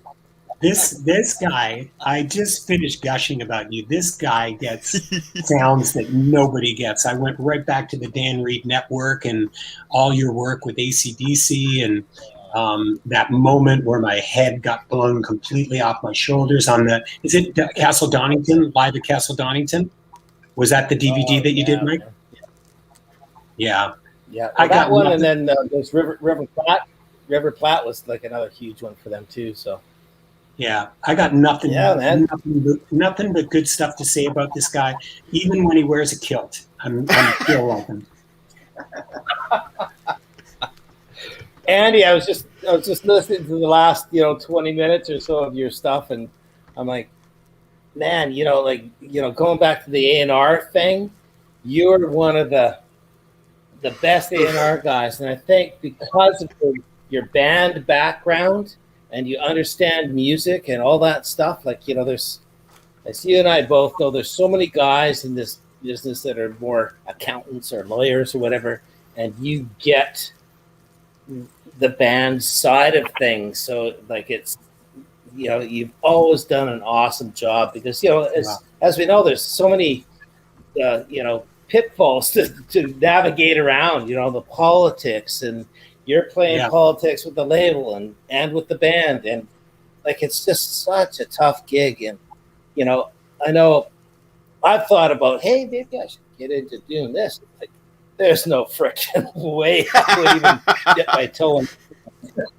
There's, and Mike, thank you for saying that's so kind of you, buddy. And honestly, coming from you, seriously, like easily might be my favorite recording engineer and mixing engineer in the world. But I honestly, the one thing I didn't say that you brought up, like I honestly feel the role of a good A&R guy and even a manager is to actually shut up at the appropriate times. You don't need to be in control of the project. You pick your moments. Right. If you see a problem area, then you speak up, but you don't have to be in on everything. And when you walk into a studio with Mike Fraser and Alex Lifeson, you just sit back and you watch and you listen, and there's no need to talk about it until if somebody turns around and says, Andy, what do you think? Then I'll say something. But I'm not about, with two experts in the room, I'm not about to say a single word. Yeah. But also on the back end of it too, like before we walk into the studio, like, all the business that needs to get done and stuff too, and the back and forth and the many emails and this and that, and can you do this and blah, blah, blah. Like, you're always a pleasure to work with. It's never combative. Even though we like, can you do it for less? Can we do that? It's never combative. It's always like a pleasure. Like, of course I'll do it for less. Yeah. The evil record company guy going, dude, I love you, but can you do it for $5? But listen, man, Phrase, thank you so much, dude. So Andy, it's been a few years since we've said hey, or a couple of years in. Well, I don't know. This COVID time, man, just does my head in. But has it been years? Has it been weeks? Well, we will definitely catch up. We will definitely catch up, Mike Fraser, and I want to thank Mike and Zeke for having me on the show. And I got to hand the reins over to one of the best in the biz. You guys had so much fun with you, and Mike. I promise you, I will reach out to you next week, and we'll catch up. Way too long. Buddy. Terrific. I can't wait. Thanks, Andy. We have plenty more questions for you. So, Andy, just one quick question before you go.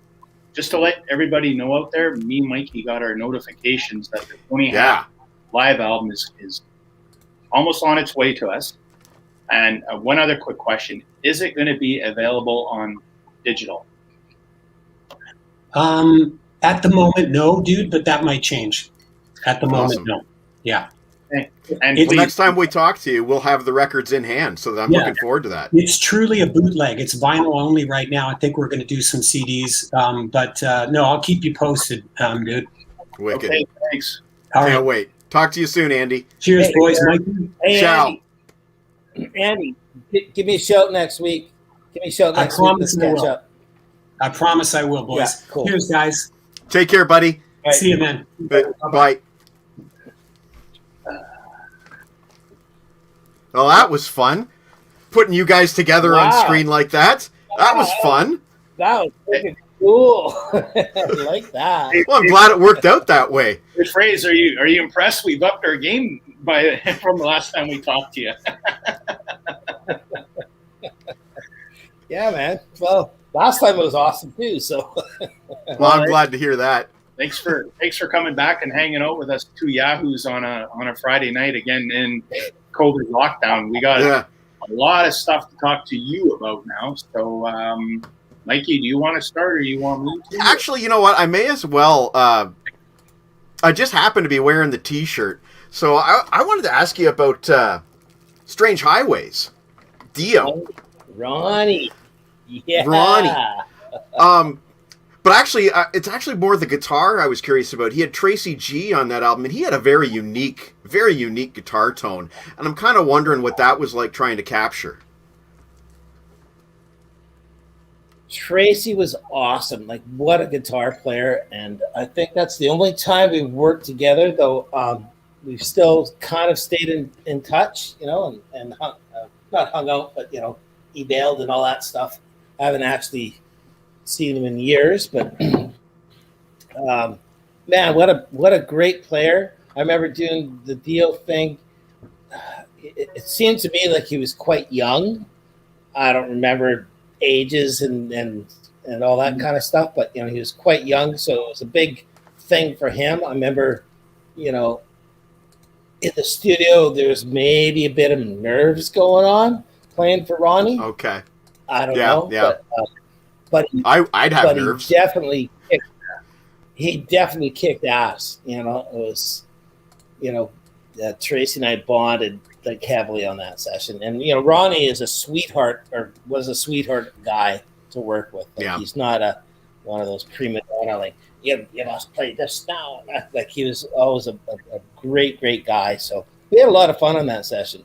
And it was the first time I got to work with Vinny, because I've worked with Carmine a few times, drummer. Right. But Vinny, his brother, in Dio. So it's the first time I worked with Vinny. It was almost like, oh, it's another Carmine a piece. Like, you know, they're playing wise, they're so much the same, and they look the same. You know, they're definitely brothers. And that was kind of like an awesome little tweak.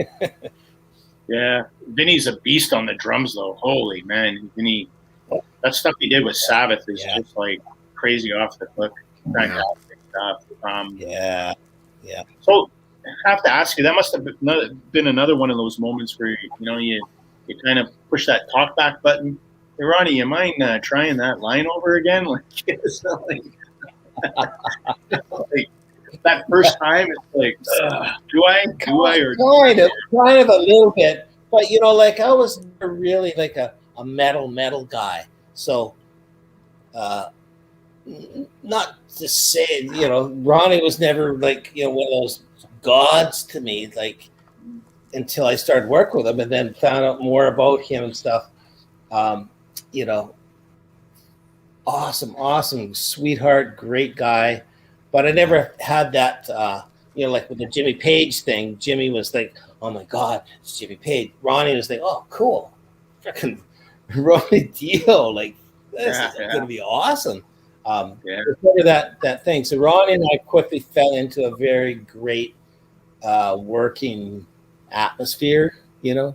We were friends right off the get-go, and then it was just a very comfortable thing for us, you know. I know there's always, you know, for every record for those guys, there's always a bit of a monkey on their back, and you know, we've got to try and beat this record or match this record or do that. So I know there's a bit of that going on, songwriting and that, and you know, as that time as a producer, I'm not really that involved with the songwriting process. You know, whatever they show up with in the studio, okay, let's make this work. And I remember we worked really hard on that record, and it was kick-ass. And I don't think it was, you know, perceived as one of their better records until a little later. Yeah. You know what I'm saying? Like, when it first came out, it was like, oh, it's okay. And then, but as it grew on people, I think more and more people like that record. I agree. I think, you know, this is something we talked about with Andy a little bit, is in the early 90s, you know, it was a hard time for metal artists. And, you know, even with that Dio record, there's a hint of sort of like an alternative flavor coming in. Just a hint, sort of maybe in Tracy's very abrasive kind of playing. But I think that album stands up very strongly. There's a great tune on there called Pain. Man, there's a lot of great tunes on that album. And I'm glad that it gets some appreciation now after the fact. Yeah. Well, I'm just glad I had a chance to work with Ronnie and got really close to him and his, I guess, his estranged wife, and that Wendy Dio was always gracious and awesome. And you know, Wendy and I still stay in touch occasionally. You know, he was a great guy. We miss him. Yeah. Oh yeah, totally. Yeah. One of the best ever. What I would like to talk to you, Mike, about is when we had you on last time, you were praising The Wild. So, dug out, downloaded the album, Still Believe in Rock and Roll, and you're right, man. That is one killer piece of rock. I mean, great. Cool. Out there, 38 minutes of kick-ass rock. The first 10 tracks are like all just balls out, and such a great record. I can see kind of why those guys and yourself are kind of bummed out, because the album came out, the world take a shit, and then the album kind of, I don't want to say forgotten about, but you know, it's almost I guess drag would be it. I just hope that when things get better and they can tour again, maybe like you said, they put on a killer live show. Maybe they should just repackage it with a live show or something, just to get it out there, because Yeah. that's an album that should not be ignored. I've been telling all my pals like T-Bone and Dari, we're going to be talking about the Wild this week, so get on it and stuff, because it's just a kick-ass record, man. So thanks for steering us in that direction. Right on, So, yeah. you know, I hope it works And out. you know, they're great guys. You guys should maybe get Dylan on and do a podcast with him, because he's a great That'd be guy. cool. He's got some great stories too, and you Get know, on it, he's D. a firecracker. He's a firecracker, that guy. But yeah, I know we got a it's just, few. you know, it was like the sixth time, wrong time to do it. Like, you know, everything was lining up for these guys. They had they've been over to Europe a couple of times, couple mini tours, this and that. They sort of really did their groundwork. And on this record, we got this record done. They had a full year booked in Europe on a tour. The record was coming out, and it was all just lining up perfectly. And then, Yeah. and then this COVID thing hit.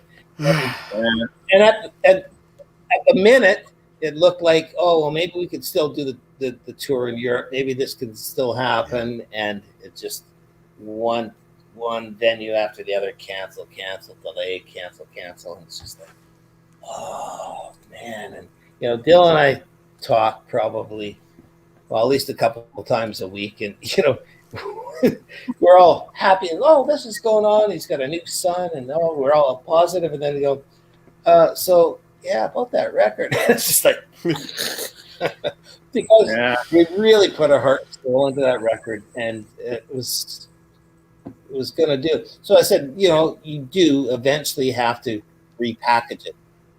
We'll see what E1 says about it, their label.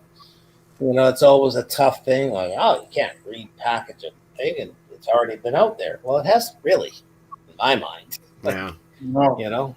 So, And that's to make it a extra feature selling point to make people. Here I am playing a wannabe A&R guy again tonight now, but it's almost like you don't want that album to slip through the cracks. I mean, they should package it with, I don't know, demos or live stuff. Just get it back out on the market, because I'm going to definitely pick it up on vinyl. I mean, I think my family needs to hear that record. Your family needs to hear it. Well, Yes. just so you know, like, we worked hard to get the vinyl sounding good, because it's really hard to get good sounding vinyl nowadays. And I don't know what the problem is. One thing I know, I don't remember, it was an Aerosmith, or not Aerosmith, AC/DC record we're doing when George Marino was still alive. But they had, you know, done a vinyl thing. They send me the rough cut and to approve and stuff. And it sounded like crap. So I sent it to George, and I was like, George, what's going on with this thing? Like, it's horrible. And he goes, well, what's happening now is because everybody shifted to CD. All the manufacturing places and all the cutting disc and all that. So they have all the machines off, you know, back in the 70s, 80s and all, they're hot and everything. They used to run probably 200 or 300 runs and throw them all out. And then, okay, now let's start printing it. So what they do now is they turn the machine on and they start printing. So, you know, you get the first 300, 400, 500 copies, and they're not up to par yet. I guess the machines need to warm up. So George was saying that's part of the problem, you know, and people just kind of rush it out. They just turn it on, make the vinyl, there you go, and then turn them off again. And so I've had a real problem, you know, with the AC/DC guys, everything. Like, you know, every production run comes in, like, what the hell is that? What's that noise? Why is that doing that? So we worked really hard on the Wild stuff, and I think it sounds really good with all that in factor, you know. So yeah, check out the vinyl. I definitely will. And another one you're working on, another Canadian act, is you just finished up the latest Lee Aaron album, Radio One, Radio On. with a good pal of ours, Sean Kelly. Yeah. And Tell us Yeah, about did that. you guys get to listen to it yet? I have not heard it You guys yet. gotta. Oh, Okay, because I know there's some not interviews, reviews coming up online. So I know they've Yes. been sort of passing it out to several people. But yeah, that was awesome because man, I've been trying to work with Lee Aaron for God since she was the Metal Queen, and it did a record. What the heck was that? Like, in Vancouver here, especially now through the COVID thing, there's a lot of cross pollinating. So, did a record with I can't remember who it was, but anyways, they were saying, "Oh, you know what? You should work with Lee. You should do a mix with Lee." I'm like, "Well, sure, I'd love to. Can you hook us up?" And a few back and forth, then hooked us up, and I'm like, "Okay." And I think they just went for it. Sometimes the band says, "Hey, do a test mix or whatever," but I think we just went for it, just dived in and did it. And so Curran, Lee came in and checked out. Just oh my God, you just get us or whatever she said, and it was almost love at first sight. Like it was like, oh my God. Why have we not ever hooked up? Because we all know the same people. She's been around forever, been here in Vancouver forever. Her and her husband Cody, John, lives nearby me. Like, why have we never done this? And like, well, I think things always happen at the right time for the right reason, and that was the right reason. So they had just done a Christmas record and put it out. Yeah. But they were getting ahead of the game. Like, well, let's mix this record and get it done. And I guess it's coming out to June, is it? Or May? I don't know. Soon. I think they pushed it back to July now. Yeah, so. What? Yeah. Don't quote me on that. But well, in Ontario, you can't exactly go to a store and buy a record right now. We're gonna have to tell Sean. You're gonna have to well, tell apparently Sean. you can in Vancouver. Yeah. But me and Mike, we look forward to hearing. What so that was great. That was a great hookup. I mean, she is such an amazing singer. Like, yeah. Like, you don't know. Like, I didn't even know. Like, I know she's good, but until I started mixing the stuff, I'm like, holy crap! And then you go back and listen to some of her stuff that she's recently done. With the the jazzy kind of stuff. Like, yeah, slick chick. She is primo.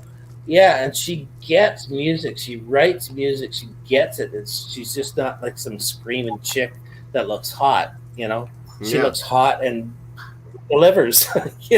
Like, it's awesome. Andy mentioned earlier in his interview, he mentioned a band he really likes called the Sons of Freedom, and Lee Aaron made an album with the Sons of Freedom under the name Too Precious. Yeah. So there's 6 degrees of Andy Curran right there. All intertwined. Yeah. Yeah. Yeah. Well, you know what, Mikey, we're gonna have to get. Sean Kelly has Mike's right, or Fraser's right. He's been posting reviews of the record, and I went around looking for it, but I can't find it. So I think we're gonna have to hit him up. Come on, man! Throw us Definitely. Yeah. Well, I know I had a great time mixing it for them. It was sort of right in the genre that I like, rocking, and I know some of the reviews are saying it's not as heavy, I guess, as people wanted Lee Aaron to be, but I don't know, man. Like it's rocking. Like maybe it's a little poppier. Like pop is a weird word to put, but some great melodies and stuff, but it's still rocking. And she's such a star. She's awesome. I'm glad that she's got Sean Kelly on guitar and Mike Fraser mixing her next album. I can't wait to get my hands on it. Oh, you and I both, buddy. Me too. So, and then the other one that I came across recently that you finished doing, which we had no idea about, and I just posted on social media, was the latest Thunder album. Congrats on that, my friend. You dialed her in perfect, and that album's called All the Right Noises, and another fantastic record. I mean, I listened to that and I listened to Backstreet Symphony, and it's hard to believe it. Danny Bowles is still that same singer 30 years. Like, what a set of pipes on that guy, man. Wow. Oh yeah, no, he is definitely the voice, and he really takes care of his voice, Yeah, we get together, we'll have a couple of beers and stuff, but like he's never smoked. He really looks after himself. It's just guys that have voices like that. I'm just like, holy crap! Like, man, I wish I could do that. But and it was a fun. We've done a few records since Backstreet Symphony together here and there, and a couple things. But that one was a really cool one because I went back to England and mixed it in London with them, so we could all kind of hang out at the end of the day when I got the mix done and came in and it's always like reunion time. It's like, oh, hey, mate, and hugs and kisses. Yeah. And so that one was a special one. But, they sat on it for a bit. I think it was a couple years ago we actually mixed that. Wow. And now it's just coming out. And I'm thinking, oh, did they do another record without me? And then I'm like, oh, no, that's the record. That's the one. There it was. Yeah, that's it's a great record. And, when I seen you post it on social media, I'm glad you did it because that's another one you don't. I know over in Europe they're big business, but over here that's another album you don't want to have slip through the cracks. So. Yeah, well, what's funny? They had a record deal on Geffen, and they came over here, and we did a record here. I think we went down to Atlanta. And we did a record. I can't remember the name of that record though, but we went down to Atlanta and did it down there, and then mixed it in L.A. They had John Claudner was their A&R guy in L.A. And it was one of those ones. Okay, here's going to be our big push to America because they've always done very well in Europe, especially in the UK, and very well in Europe. Mm-hmm. The record came out. I think it was a really good record. Record came out. Nothing. Did okay in Europe, but nothing. They could not get it lit. But timing is everything, and that was probably 90s. Yes. So, if you weren't Nirvana or whatever, bye-bye. Well, I remember seeing the video for Dirty Love coming on Much Music around 91, and I thought, wow, this is great new band with the kind of classic sound that I like, and it's not this wussy kind of rock. It's got some drive to it. And then, like you said, nothing happened. It's Nirvana. Yeah. It was really unfortunate. Yeah. Oh, well, like Mike, what do you do? You just keep doing what you do. Yeah. It's all about the timing thing. So now, Mike, when we had you on the first time, I was flinging album covers at you. Yes, you were. This one, that one. I know. I'm still So I didn't bring up one record because I didn't have it. So I went on the hunt for it, and I got a copy of it. And I think it came out in between. Now we're going back.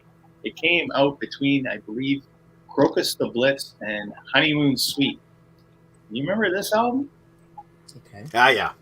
Black and Blue. Oh, Black and Blue. Yeah. Yeah. Hell yeah, brother. I remember that one. That was a great record. And that's when Tommy's playing in Kiss now. Yeah.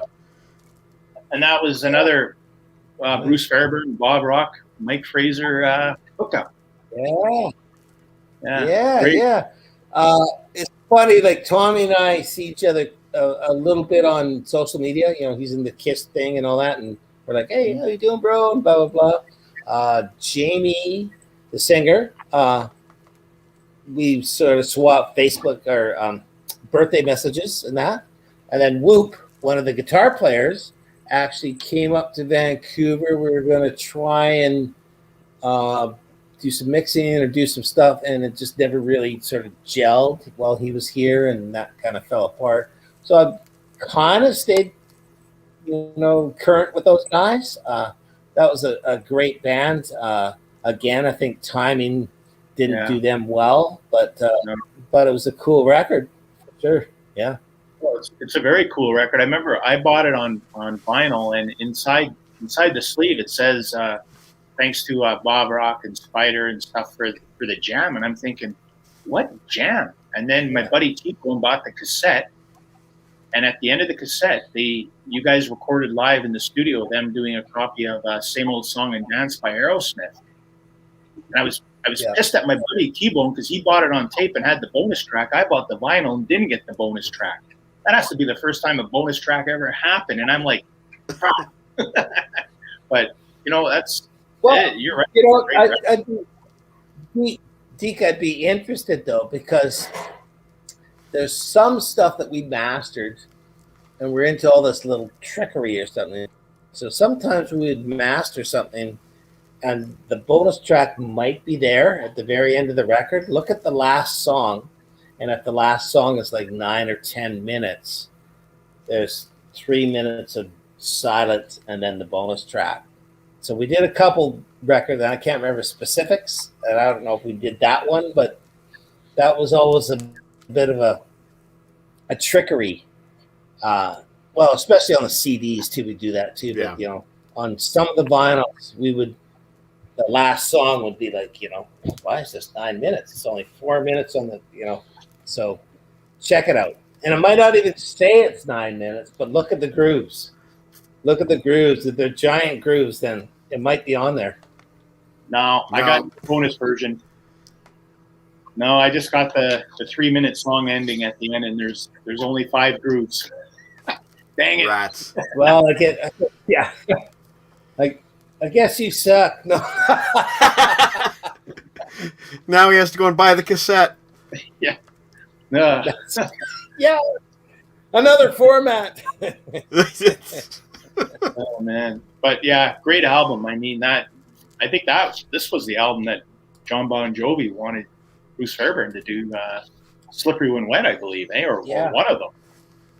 Yeah, one of them. Yeah, for sure. Yeah, great sounding record. So I had to pull that one out tonight and show you for the old. That's the only flashback from the '80s I'm going to give you tonight. So. Hey, Deke, you mind if I talk about one of my favorite records? You go right ahead, pal. All right. I think one of the most underrated records that you've got your name on is a little record called Chickenfoot 3. I am a huge Chickenfoot fan. I think that they should have had way more success than they had. And you produced Chickenfoot 3, I believe. Any sense of disappointment there? Yeah. It's just never any disappointment when you get those guys together, man. It's a party ready to happen. And, the as thing a with fan, the 3, which I thought was cool, is they did the whole 3D thing. So if you get the record and everything, like all the stuff is all that got that 3D thing going on, and Chad, what can I say? Chad on drums, Mikey on bass, and then you got Joe doing his guitar, and he's, when he's at Satriani, he's the wizard, all that, but he just really, why he likes the Chickenfoot thing is because he always just wants to be the rhythm player. I just want to be the guitar player in the band. I don't want to be doing all the melodies and all that. So he just really steps it up because he's having so much fun with those guys. So it's always a great record to do. And then you go see them live, and they're all having such great fun. And Sammy is, he's so awesome. So it's one of those bands that's awesome. I think, maybe the problem with that band is it's really hard to sustain, what's sort of the super group, because they've all got their different thing going on. So it's about getting them all together. Okay, let's focus, write a record. Let's tour. Well, I'm doing this wine tour over here. I'm doing this, and I've got the Satriani record out, and there's so many things going on. It's really hard to get those guys nailed down. And let's be honest, none of them need the money. Yeah. So it's kind of a hobby and and a love of doing it that they do it. So as fans, we're all like, come on, where's the next record? What's going on? Yeah. And they're like, we're not feeling it yet, you know? And it's not to diss the fans, but, you know, it's a lot of work to jump in and do something like that. And sometimes the best of all worlds never comes across. But I'm, you know, was really, you know, blessed and happy to be a part of their stuff. You mentioned the rhythm guitar. Got to give you a big shout out for Bigfoot on that album. Man, that's a killer rhythm. Killer rhythm. Yeah, man. Awesome. Yeah. I wish I've got a bunch of pictures of me and Joe and Chad and all that. I could send them to you, but they can't get posted. Okay.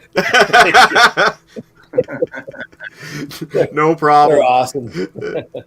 Well, there's no nudity, but you know. Yeah. Yeah, I understand confidentiality. All good. All good. So Mike, Cool. staying on the topic of Chickenfoot, I mean, you've had also a long working relationship with Joe Satriani as well. I mean, you've produced his stuff, you've done his DVDs. Like, how did all that come about? Where one day you get the call from Satch saying, "Hey, I want you to be my guy." You know, it's funny. I don't remember where it exactly came from, but I remember in the 80s at some point, Joe had reached out to me, probably on cell phone or something like that, or maybe it was pager back then. But trying to work together. I remember going down to LA and meeting him at the end of the show. We hit it off like gangbusters. It's like, oh, awesome. Okay, cool. And then nothing ever came of it. And then it was not, I think the first time I worked with Joe was probably early 90s or mid 90s. Like, I forget the dates, but, you know, we finally hooked up. And when I first met Joe was when he still had his hair. And then when we finally worked together, he had no hair or whatever. And I remember us commenting, oh, man, yeah, I remember we tried to do this and, you know, it never worked out. So glad this worked out. So we've got a great working relationship together. You know, he's this mad scientist. I'm this guy that just sort of flails around on the board and like tweak stuff and say, oh, how's that sound or whatever. And, you know, it's just, I don't know. And he's got a great working relationship with John Coonberry too. So, you know, we sometimes flip-flop records. He'll go do a record with John. He'll do a record with me, do a record with somebody else. Like, you know, Joe is awesome at doing records where his brain needs to go. And I'm one of the conduits where he wants a record to be this way. Hey, let's get Mike to do that. So it's awesome. I remember one of the defining moments with Joe and me was, you know, we'd done a track, whatever, we're doing some solos and stuff, and he lays this, you know, killer solo down. How do you say, no, Joe, play that again? I think that third note was out, you know, but whatever. He played this great solo, and he goes, oh, what do you think? I'm like, oh, Joe, it's awesome. He goes, okay, let me hear it again. So we play it back, and he goes, yeah. He says, oh, yeah, I'm really down with that. But he says, nah, we can't use it. I said, we have to use it. We're not doing another solo. That's the solo. He goes, nah, we're not using it. I'm like, well, why not? He says, I was in the wrong mode. He says, I'm playing Mixolydian over the blah, blah, blah, whatever chord thing. This kind of goes over my head. And I'm like, well, what are you talking about? And he goes, well, you know, in the notes that I'm doing, it doesn't line up. I says, yeah, but nothing sounds wrong or out of tune. He goes, yeah, but it's not the right mode for where I'm in, and my fans would slay me. So he would not allow that solo to go on. No matter how much I begged him, like, Joe, it's awesome, it's rocking, it's exactly what we need for the song. Nope, not doing it. So that's Joe, that's the wizard, that's the mathematician, that's the amazing master of his craft. And I gotta always just go, all right, cool. because I'm just more like throw it against the wall and let's see if it sticks. Joe's like, that's not going to stick. Yeah. At the same time, you could throw that 20 years down the road, and all of a sudden, the alternate guitar solo mix becomes a box set bonus track. You see that kind of thing happen all the time. Yeah, no. Yeah, go to MikeFraser.com and maybe you get some of those. No. There you go. Well, that also says something about yourself as well. I mean, guys like him and obviously AC/DC, they always come back to Mike Fraser to help out with the records. Like, we never really, we quickly talked about AC/DC last time we had you on, but we covered so much. But how did that whole working relationship with AC/DC and their management and stuff? Obviously, Bruce did the Razor's Edge record, but and there you continued on and you did Ballbreaker. Would you mind, maybe just taking us through each record, if you don't mind? Just the process and what it was like, the song or anything. This is what I love about Deke. He's like, if you don't mind, can you just talk about the last 30 years of AC/DC? I'm not asking for much. What if I just said no? Then we flip to my question. Yeah. Well, basically, I guess all I can figure out on that one, when we did Razor's Edge, and they came in, and like I said last time, we had to redo all the guitars and bass to change the key of the song, and then the band was like, "Oh, they really liked what I captured of their sound," and they go, "Oh, he gets our sound. It wasn't a battle. We set our sound on our amps, and he captured it." So I think that was the biggest thing, because I've worked with 3 or 4 different producers with those guys, and I'm still kind of the same guy in there, and I think they trust that I'm getting what they want with their sound. I'm capturing their sound that they want for them. I'm not going, "Hey guys, how about this? Let's change this. Let's do that. Hey, let's put a delay on your guitar. Let's multi-cab your guitar, Mal, and can you play the Strat for me?" Their sound is their sound, and that's all they want to do. Once they get their sound in the studio, then they go, "Let's plug in, and then let's play these songs." So that's my job: get their sound, get them comfortable, get them playing the songs, and then I hit record. And it's really that simple. That's cool. Yeah, that's great. That just goes to show you. You did this massive box set too, as well. I think it was 3 DVD set. You've done a ton of work. That? I even have. Got it for my 40th. I never get the cool stuff. No? Well, here I go. Wow. You young. What? Oh. Where's my picture? No. No kidding. What else is in here? Yeah. Oh, you got the nice. Look, I'm doing a Ladano unboxing. Yeah. We got the old. Man, that's cool. What else we got here? No pictures of Mike in there, though, eh? Oh, we got a whole bunch of stuff here. We got. Let's see. We got ticket stub. What? Oh, stub, not Circus a ticket Crone. to the next show. Yeah. No. From the Apollo. That's pretty cool. From 1978. Yeah. From Yeah. March 30th.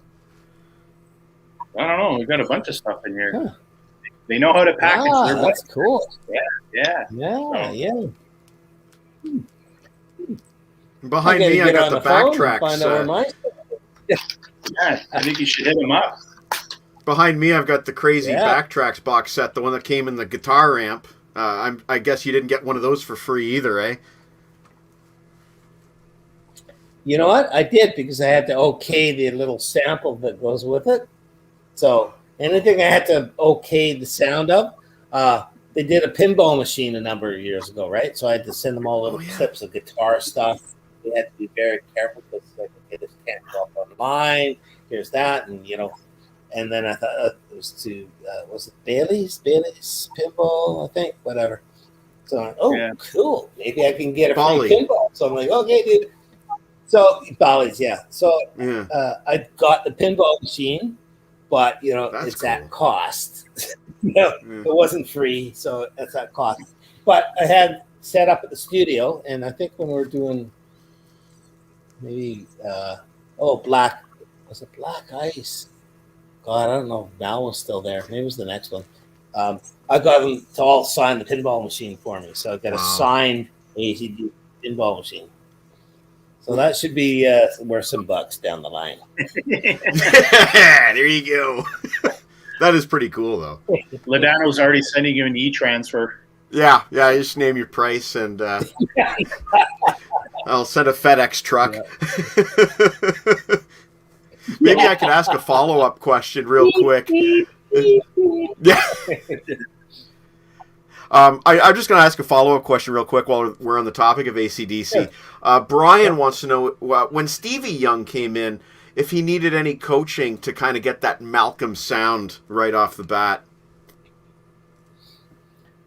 Well, I would say yes and no. Like, no, because, their family, Stevie was part of the tour in the 80s when Mal had to go do his sort of detox thing.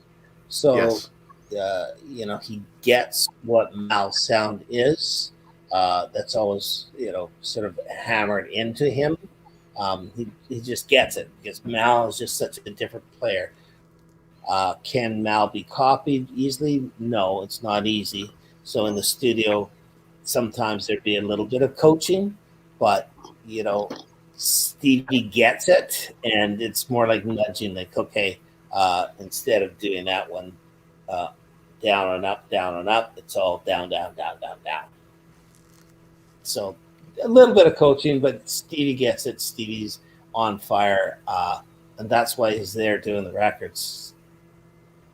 As far as I'm concerned, he's the only guy for that spot in AC/DC now, with Stevie. That's my opinion. Yeah, I mean, there's a lot of guys that can emulate it. Same with, see a lot of guys posting, they could sing the Bond stuff or the Brian stuff and a lot of that, but man, a lot of the tribute bands that I see, nobody plays AC/DC correctly. Like, it sounds like AC/DC, but they're not doing it correctly, and it's a very complicated. It sounds easy, but it's very complicated and very specific. And I don't, a lot of people, when all stuff was going down with this before this last record, I get emails from people. Here's my guitar tracks. Here's my bass tracks. Here's my singing. Can you hook me up with the band? I'm like, no. Wow, no, I'm not. Well, yeah, that's really like, it's not big. They hired me to do the records, but I'm not hooking you up with the band. And it's like, they listen to it, it's like, it's not even close, dude. Sorry. Ouch. Yeah. Well, that comes. Yeah. Thanks for asking. Like, if you don't ask, it's not going to happen. But pretty nervy. So.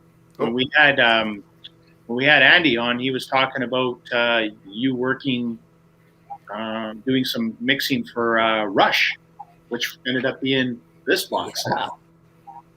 So that's a great box set. Yeah. So you're one of the guys who got to remix the classic Exit Stage Left. I mean, that's. I know, and what an honor that was.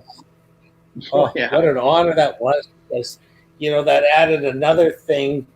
I think I said to you guys last time, I've worked with most of my heroes from my growing up stages, and Rush was one of the huge ones.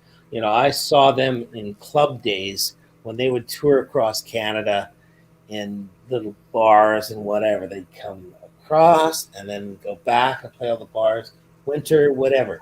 They were just tour, and that's why they got so huge. And they're a huge band up here, before the States even knew who the hell they were. Now the States think they, oh, well, yeah, well, Rush, all this is like, oh, where were you guys back in the early days? Like, so when I finally got to work on that, was, through Andy, hooked that all up and that. Man, what an honor. What an honor. And Alex came out. We worked closely together on that. And yeah, it's pretty awesome. You certainly worked with some guitar icons. I mean, Page, Lifeson, I mean, Angus. I mean, Eddie. Sykes. I know, and I can't play a note. So where did that come from? I guess you must. You might not have it in your fingers, but I guess you've got a good pair of ears. Hmm. What's that? Beers? Yeah.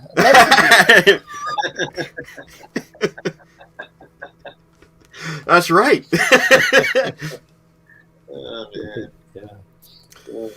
Yeah. I don't know if I want to ask. ask. That picture up behind you, Deke, and I keep seeing thunder, and I thought it was like thunder, like the band. It's like Thunder Bay. No. Yeah. Right, it is. It is. That's exactly what it is. No, my daughter. Thunder Boy. Yeah. Thunder Boy. My sister was my sister was born in Thunder Bay. My dad was in the Air Force and stationed in Thunder Bay, and Oh wow. I Well, there we guess things happen, and my sister was born there. Yeah. Yeah, no kidding. Wow. There you go. Well, if the Fraser family ever comes through, I'll have you over for a barbecue. Great. I'm in. Jeez, I'll have to book me in too, there, Deke. Are you both in Thunder Bay, or where are you? No, I've never been to Thunder Bay, but I like to tease him about being from Thunder Bay. Where are you from, Mikey? Well, I'm in Southern Ontario. I'm in Kitchener-Waterloo. Ah, okay. So yeah, not a great place to be currently, but such is life. Such is life. Yeah, I don't know where Deke went off. Year or more. Yeah. Sorry. Oh, there he is. There he's I had back. to let the dogs out. Who let the dogs out? But yeah, it's What's Eric asking here? Well, I don't know if he's being serious here or not, but he wants to know if you and Lars ever dressed up in pink boas and eyeliner when you were making Load. I think that's a comment on some of the photos that they did back then, because they did do an image change. They changed their image a little bit around the Load era. The controversial haircuts. I personally like that album. I will defend that album, but Eric's a little bit more old school than I am. Well, Lars and I have had a few nights out and a few crazy nights out, but I don't remember boas and eyeliner. But There you go. hey, could have happened. And I do like that record.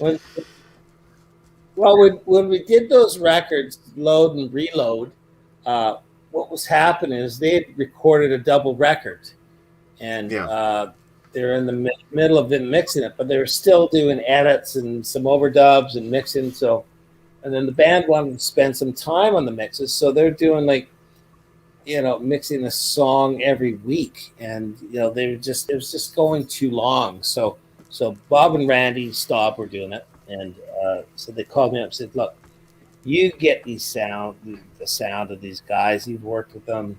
We're all a team anyway. Can you come out to New York and help us mix this?" So we went into 2 different studios. So we're mixing. I'd mix one song, Randy'd mix another song. So we're kind of doing 2 songs a week.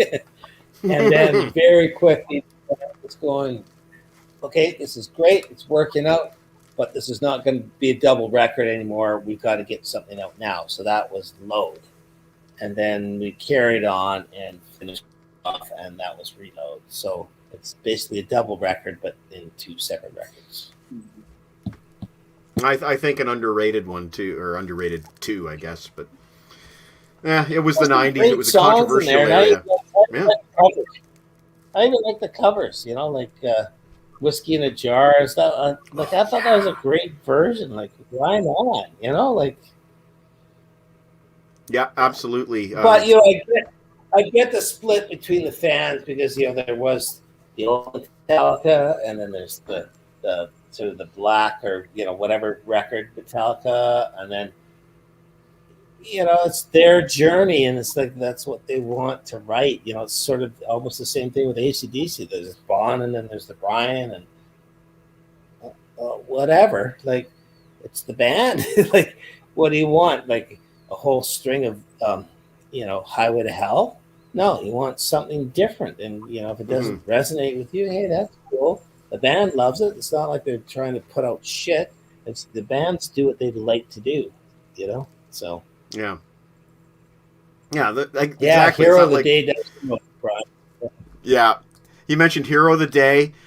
He mentioned King Nothing and Ain't My Bitch is a great song, and I also love Wasting My Hate. That's a nice aggressive groove there. Yeah, I know. Oh, I forgot about all these songs. They're great. Yeah, and then it was I think it was during that. Yeah, sorry, mate. Yeah, go.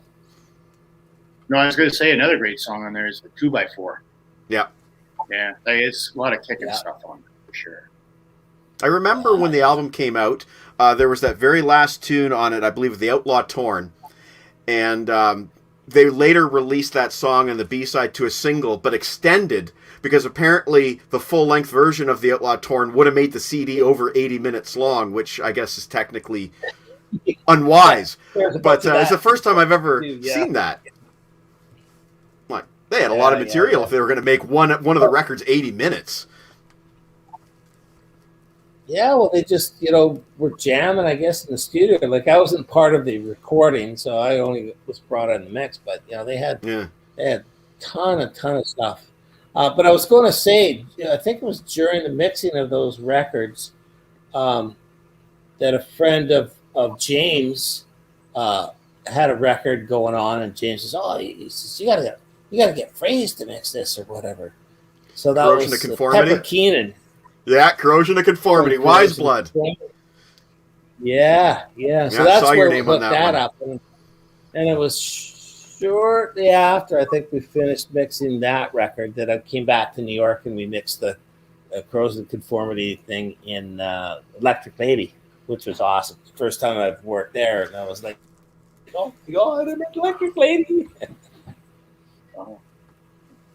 You just segued into another. I love Wise Blood. That's such a great album. Great aggressive band. Pepper's a great singer. Kevin says that COC rules. Absolutely. Yeah, they do. Yeah, and we lost Reed. Was it last year? The year before? Reed's gone now. Reed Mullen. Never tried. Yeah.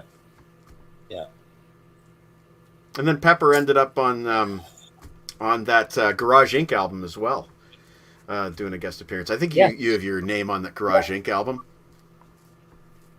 Yeah, that might have been mixed during that whole time too, and then added to that record.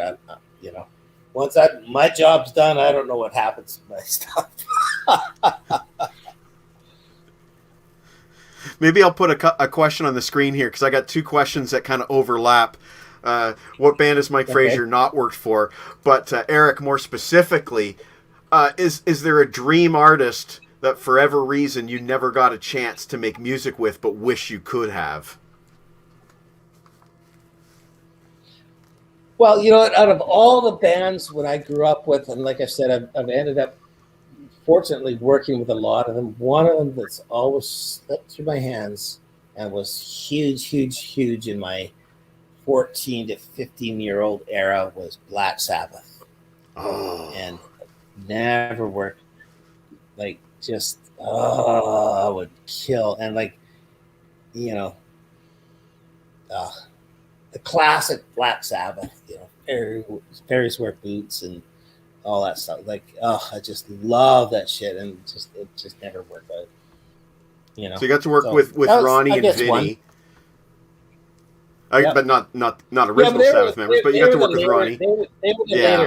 They were the later Black Sabbath. It wasn't the classic, right? Killer Black Sabbath. So I original, guess, off the top of my head, that would be be the one. The original Yeah. 4. Yeah, that is a great answer.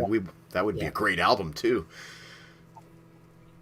Deke, you wanna throw Mike a question? I didn't even start smoking. I didn't even start smoking pot, dude.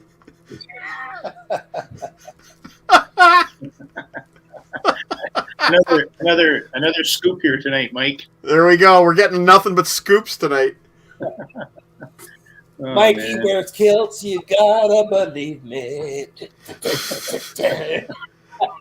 Yeah, so I haven't seen that picture, but Andy was saying that you were wearing a kilt at the Juno Awards or something. He said I haven't seen that picture, but is that true?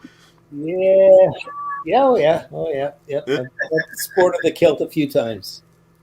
I've only worn a kilt once at my sister's wedding, and the damn thing, it was a woolen kilt. It was so heavy, kept falling down, and I said, I'm never wearing one of these things again. Heavy and itchy, if you know what I mean. Yeah. Well, good on you for sporting the kilt. Yeah, man. Okay, Deke, you take her, Deke. What do you got? Oh yeah, Did some Motley Crue too, Mike. It's something that we never touched upon last time. I like that album. Yeah. I do like that album. With John Crosby. No, that is John.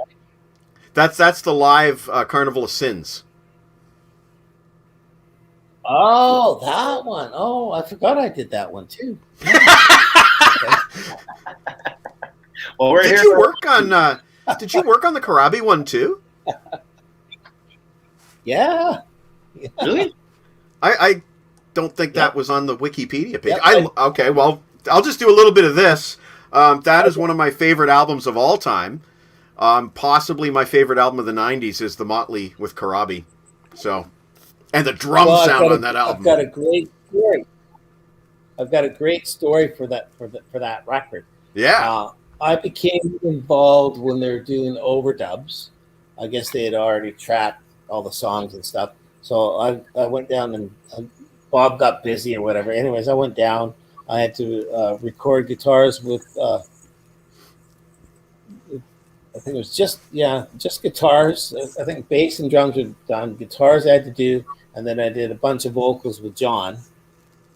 So I go in. So Tommy had a studio in his house in Beverly Hills or whatever. So we go into his house and pull out his giant thing, whatever. Go in, great little studio. We'd be working every day. I remember one day pulling into his driveway, and Tommy's on his phone, and he is livid. He is just screaming blue murder, just it's like, whoa, what happened? What's going on? Let's go to work. So what happened was, I guess Tommy had a handyman that worked with him for 5 years or more, 8 years, 10 years. I don't know. Like this handyman that always come in, had gone into his house, broke into his thing, stole 2 safes out of his house, and had videotapes of Tommy in the safe. Said, if you don't want these tapes put out to public, I want, X amount of dollars. And Tommy's like, fuck you, motherfucker. Fuck you. That's the Pam and Tommy tapes that came out of that. We sure know how that ended. Oh, wow. Crap. But how do you do that? Like, especially, I could see if you just hired the guy like a month ago or something, but, 5 years or more, like, you're bros. And what? If you want a raise, ask for a raise. But what the hell, dude? Like, that's just not cool. That's betrayal right there. A big memory of that one. The other great memory is John is such a killer vocalist. Like I get why that record didn't do well because everybody's just kind of used to it's got to be Vince and it's got to be the Motley Crue. But man, that guy just fucking killed it, and it was such a pleasure to work with him. So yeah, so that was a killer record. I remember a buddy of mine the first guy in the neighborhood that had a really good surround sound system. And I said, you got to listen to this on your new system. I brought over the new Motley Crue, and that opening drum, thunderous drum intro on Power to the Music in the Streets. Just blew us away. I couldn't believe the size of that drum sound. Just epic. I don't think Motley have made a better sounding album before or since. Right. Yeah. Oh, sometimes we luck out. Yeah. It's really too bad that album wasn't the mega seller that it might have been in another alternate universe. But I'm glad that today there seems to be some love for it. Karabi's performed the whole record live. It does seem to make a lot of underrated album lists today. Yeah. And yeah, for sure. Yeah. So yeah, kudos to you on that one. One of my absolute favorite records of all time. Oh, thanks. Yeah. Where did it go after? Yeah. Another good band with Karabi. Yeah. So you must have, did you get Tommy right into the studio after that phone call so you could just lay waste to drums or what? Well, like I say, all the drums were done. We're just using the studio, so it probably took a little bit to calm him down. But I still remember him coming in and hanging out, and it was all cool. It was just stuff on the back end, and I remember meeting Pam during that time too, and she was pretty stressed, so there wasn't too many words spoken because now I'm a new guy in the house too, and it's like, what? The old guy did this, and who's this guy now? Oh no, Fraser, no, he's cool, he's doing it. Okay, yeah. Anyways, and it's a lot of that. And like, okay, I'm just gonna go to the studio and lay low. It's just kind of a weird thing to jump into. It's just so Hollywood. You go into Beverly Hills and through all these crazy, amazing neighborhoods, and then into this long, winding driveway to a big palatial thing, and it's like, oh, we're doing a rock record here. I don't know. It's kind of weird. Man, you should write a book. Yeah. Know anybody? I'll ghostwrite it for you, sure. I'm going to take a question here from. You did a great job. I'm going to take a question here from our buddy Brian, and this is a great suggestion. Is there any way you could hook up Jesse James Dupree from Jackal with The Wild? They would sound awesome together. You worked on that one Jackal album, I believe the second one. No, I've been trying to. I've hooked Jesse up with those guys. I said, The Wild's got to do the Sturgis thing when that was going on. I said, Jesse, you got to check these guys out. Love them. At that time, the timing didn't work out, but they're very much aware of each other, and I think it'd be a great thing. Yeah, Brian, I'm down, man. It'd be so awesome. There you go. That second Jackal album is great. Another underrated album from the 90s. Yeah. And I think I don't know about right now during this COVID, but I think they're still kind of doing things. Yeah. I know Jesse takes the band out, and does the run, at least down the southeast there. They do a few runs, and they're still rocking it. So, yep. He keeps all the hardware stores. Keeps the hardware stores in business when he's got to buy a new chainsaw blade. So, keeps the economy rolling. That's right. What was that? What was the name of that record? Push Comes to Shove, I think. Comes to Shove, yeah. That's a great album. Another record That's done the by... one I did, and then the one before that. Yeah. Yeah, what was the one before that? Yeah. Was it just self-titled? Yeah.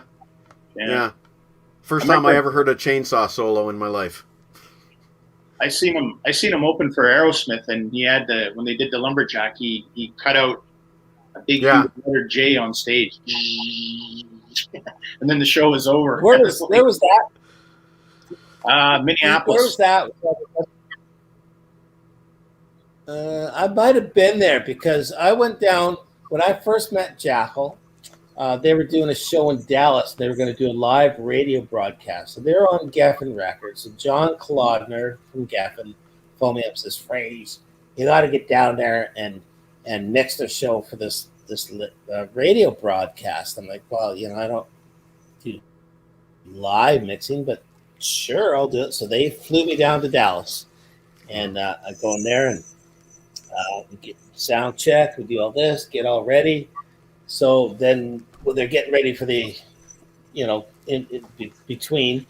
So Jesse comes out to the truck and introduces himself. And I'm like, oh, hey, how you doing? I'm Mike and this and that. He goes, okay, here's our list. Here's the song. So-and-so plays this solo at this song. And, just sort of give me a bit of a cheat sheet. I'm like, okay, cool, got it. He goes, and we got this big bucket of ice and beer for you, in the truck and all that. And I'm like, oh, I'm cool. I said, I don't drink. I don't drink when I'm working. I said, maybe after the show, I'll have a couple of whatever. He goes, Fraser, please don't mix us sober.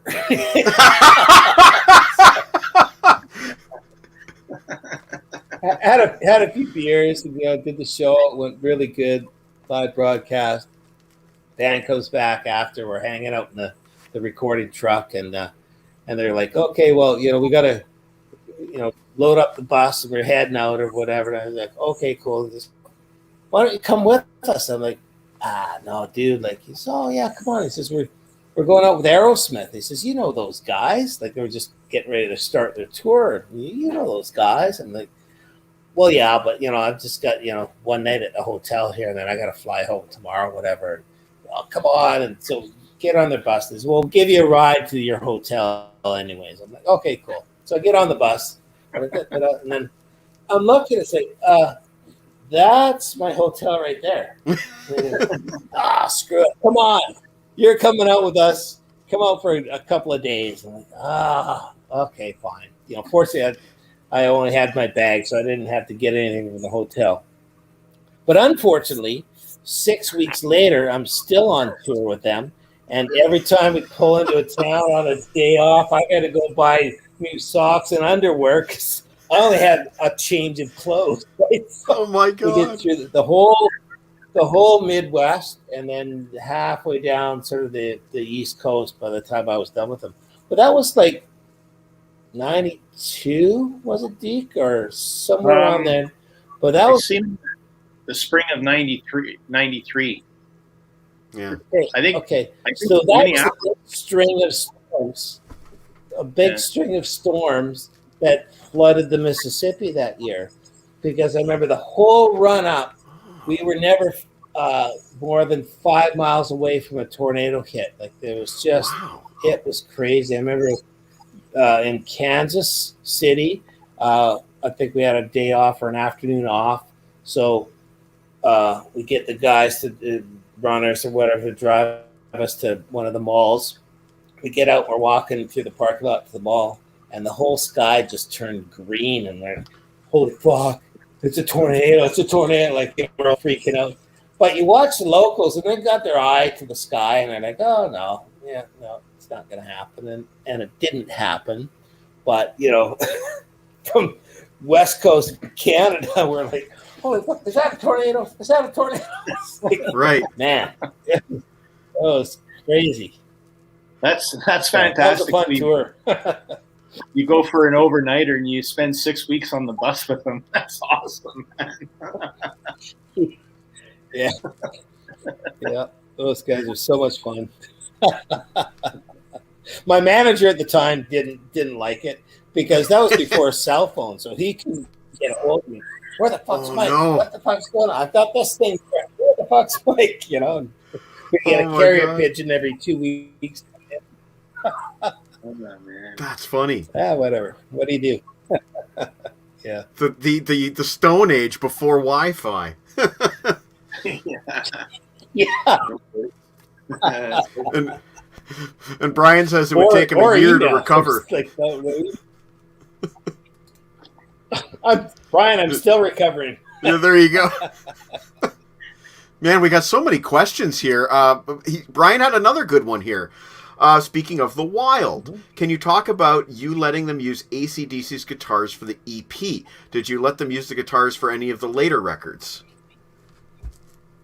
Well, I think we did. Like Dylan's got some great guitars. He's kind of got his own sound. But when working at the Armory, Bruce Fairbairn was given a couple of guitars from the band to do, and they're killer sounding. So I'm like, hey Dylan, check this out. It's cool. So I know we used them, maybe for some lead stuff and some rhythm stuff, and it just added a little extra tone. So that's why we kicked it in there. I don't know if it's on the newer records, but they're there, and we use them.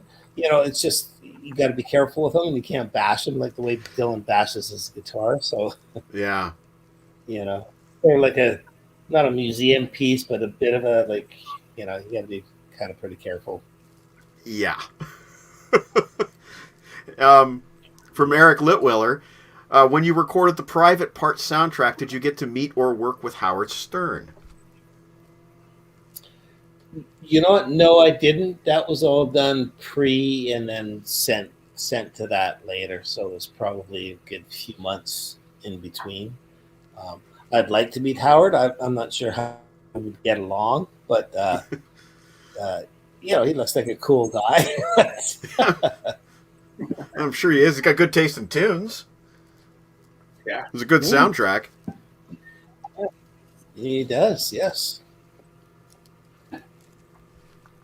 Oh, I saw Jesse James Dupree on a solo tour in the 90s in Thorold, Ontario. Got to sit on his tour bus and interview him. That's cool. He does seem like a cool guy. Oh, wow. Yeah, he is. And then, that whole... The what? Sorry? No, sorry. I was just going to say, did Heapster end up for 6 weeks on his bus as well? Right, that's the next question is... did he end up on tour with him? Sorry, Mike. I didn't mean to then interrupt. that whole TV series he did out of Sturgis with that... what the heck was that called? That was pretty cool. Yeah. I wanted to ask you about another album. I saw your name on the credits. Vince Neil's Carved in Stone album. And I know that one's been... It's one of those ones that came out in the 90s to a lot of criticism, and a lot of people have warmed up to it since. But at the time, did you have any misgivings about the direction that Vince was taking it? No, because again, I get hired to mix it. So, make this sound as good as you can or whatever. So I don't ever have any preconceptions of what's going on. I just like helping people do their music and get it out there. Like, obviously if it's something that I really hate, I'm not going to do it. I don't do this for the money. Like, yes, I'm in it to make money, but I love working on music, and I don't care what genre it is. If you want me to help you do it, some genres I do a better job at than others. Like, I don't know if I do a great mix on a rap record, but any rock stuff, like I kind of know what I'm doing, so I'll help you out. The interesting story on that one, though, on the Vince record, I remember mixing it at the record plant in LA, and Vince would come down sort of the late evening or early evening, whenever I had the mix ready, and he'd check it out. Go, oh, that's great, or can you do this and whatever, and then he'd go home. So I remember one day I was ready with the mix and couldn't find Vince. Well, they had the giant rainstorms in LA, so he was on Malibu, right on the coast there. So they got flooded out. They had to send in a chopper to get him and his family out of there and get them to high ground and somewhere else. So he was could not find him for a day and a half or whatever. And finally, Frank, sorry, man. Yeah, they had to send the chopper in, and we had to take the dogs out. It was like what? But I think on that storm, the LA River, which is now just a cement channel through the city, I think a few people died, got washed down there. It was pretty insane flooding. From Vancouver, we get that kind of rain all the time, but LA it just can't handle it. Yeah. Interestingly enough, in a few weeks, Jon Snow and I will be interviewing Paul Lane. And Jon Snow wants to know if you remember Paul singing background vocals on Permanent Vacation. Well, I need to know if Jon Snow is from the Dragon Den of. Yes, he is the King of the North. Yeah. Awesome. Actually, funny enough, this particular Jon Snow is a dead ringer for Richard Dreyfuss. So if you mistake him for Richard Dreyfuss, that is totally forgivable. But yeah, like we are going to be talking to Paul in a couple of weeks, and that's an interesting. I forgot that he did background vocals on Permanent Vacation. Yeah. No, I know Paul quite well. I think we've even worked a few times together. I don't remember the specific day, but I know we had a bunch of people come in. Like Mark LaFrance and David Steele, Paul Lang. Yeah.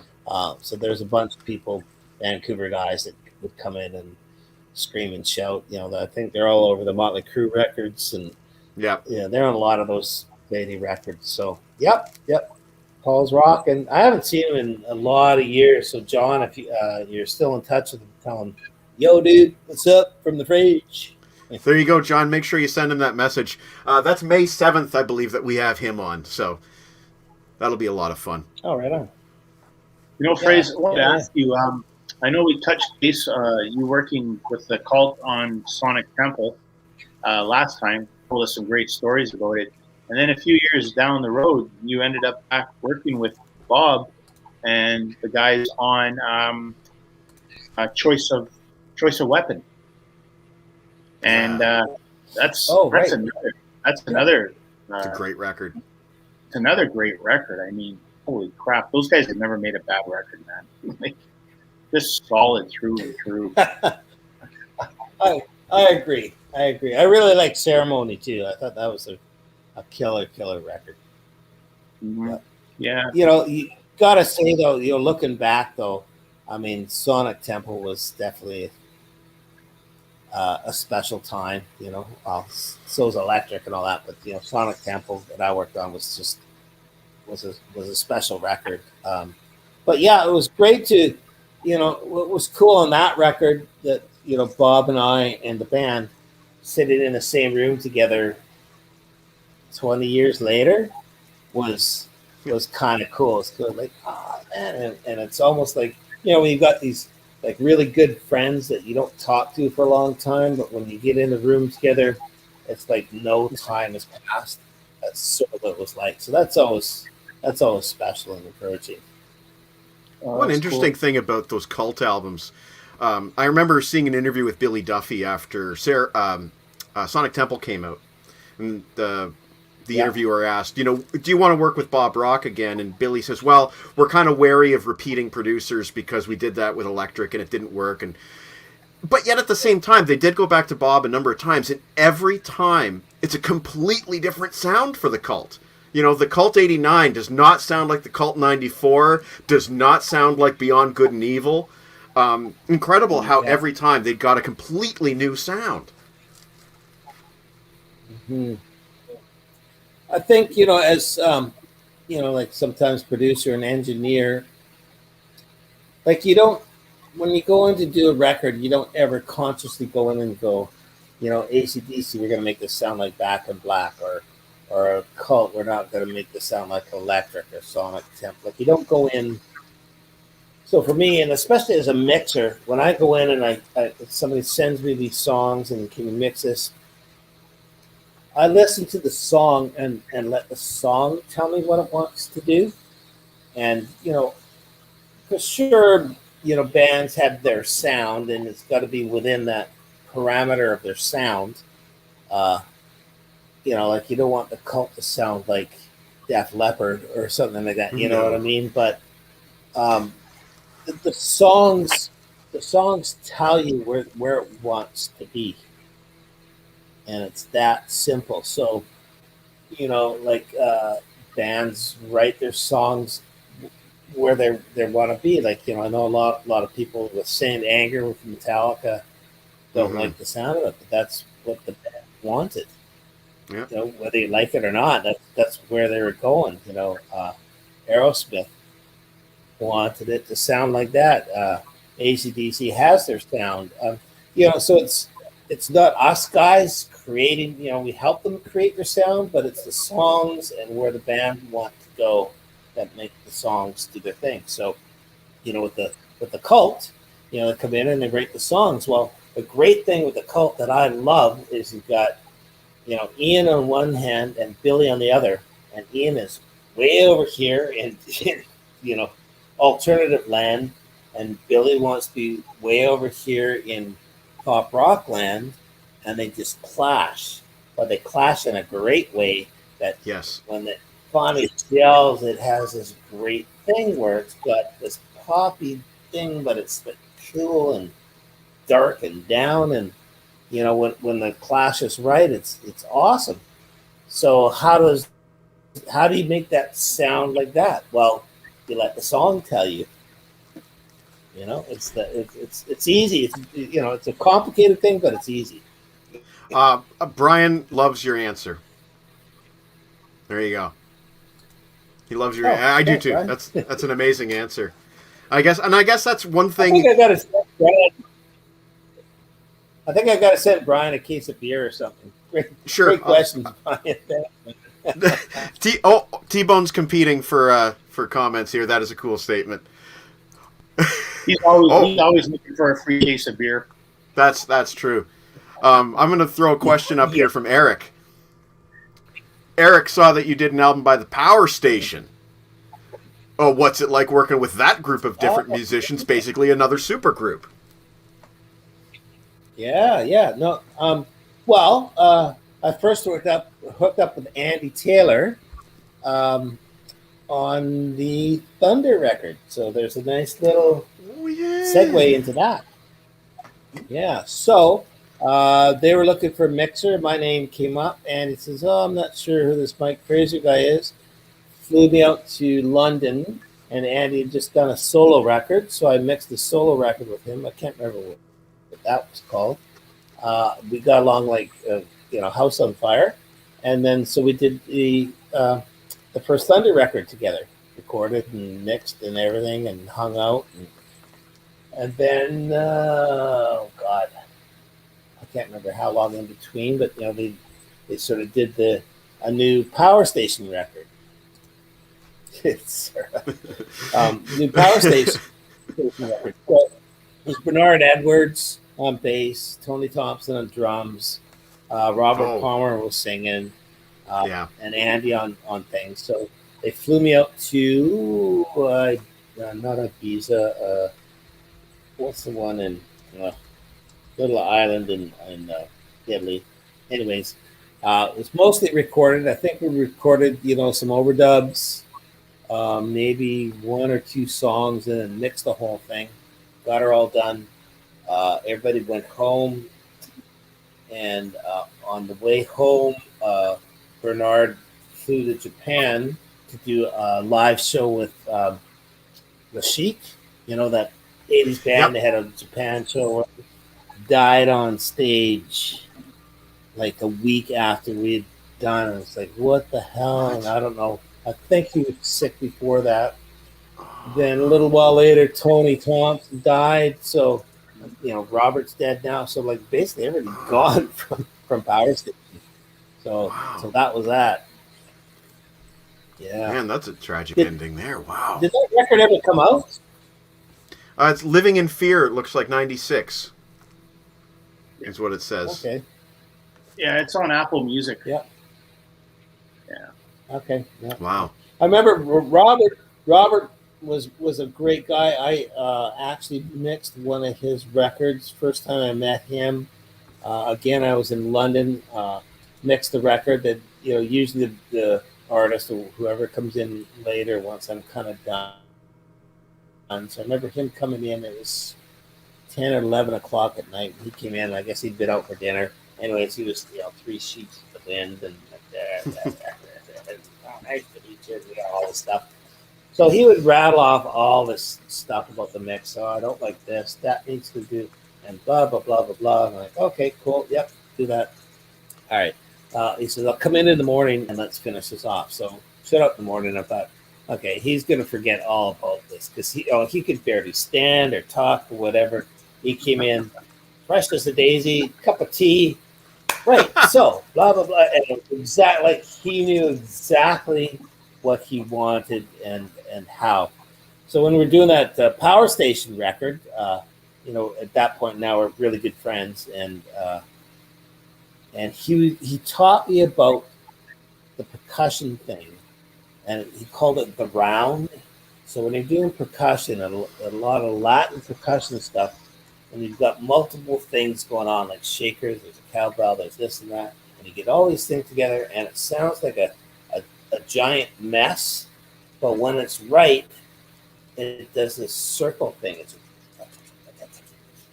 like it all comes together, and he says, as soon as you get the round happening, he called it, then you know it's right for the song. So that was like, was an amazing, cool guy, and loved him to death. And just so sad to see, he left us too. Like Ronnie and all that. Like there's so many cool guys that just gone now, and they're amazing people. Yeah. Oh man, some heavy feelings here, but some great records too. Maybe we can think of a party rock album to talk about. I think the up is like remembering these guys and how amazing they work. Actually go back to one of the other questions. Another one that I would love to work with and I've never had the chance is Peter Gabriel. Like, I freaking love that guy. He's just like so awesome, and I don't know if I'm the style engineer for him, but I just freaking love his records, love the sound of his records. I love his writing. Like I'd cut off maybe this finger to work with him. Okay, so if you're watching, Peter Gabriel, give Mike Fraser a call, because I'm sure Peter Gabriel's watching. What else has he got to do? There he is. He just posted. There we go. Expect that to happen. 2022, new Peter Gabriel album.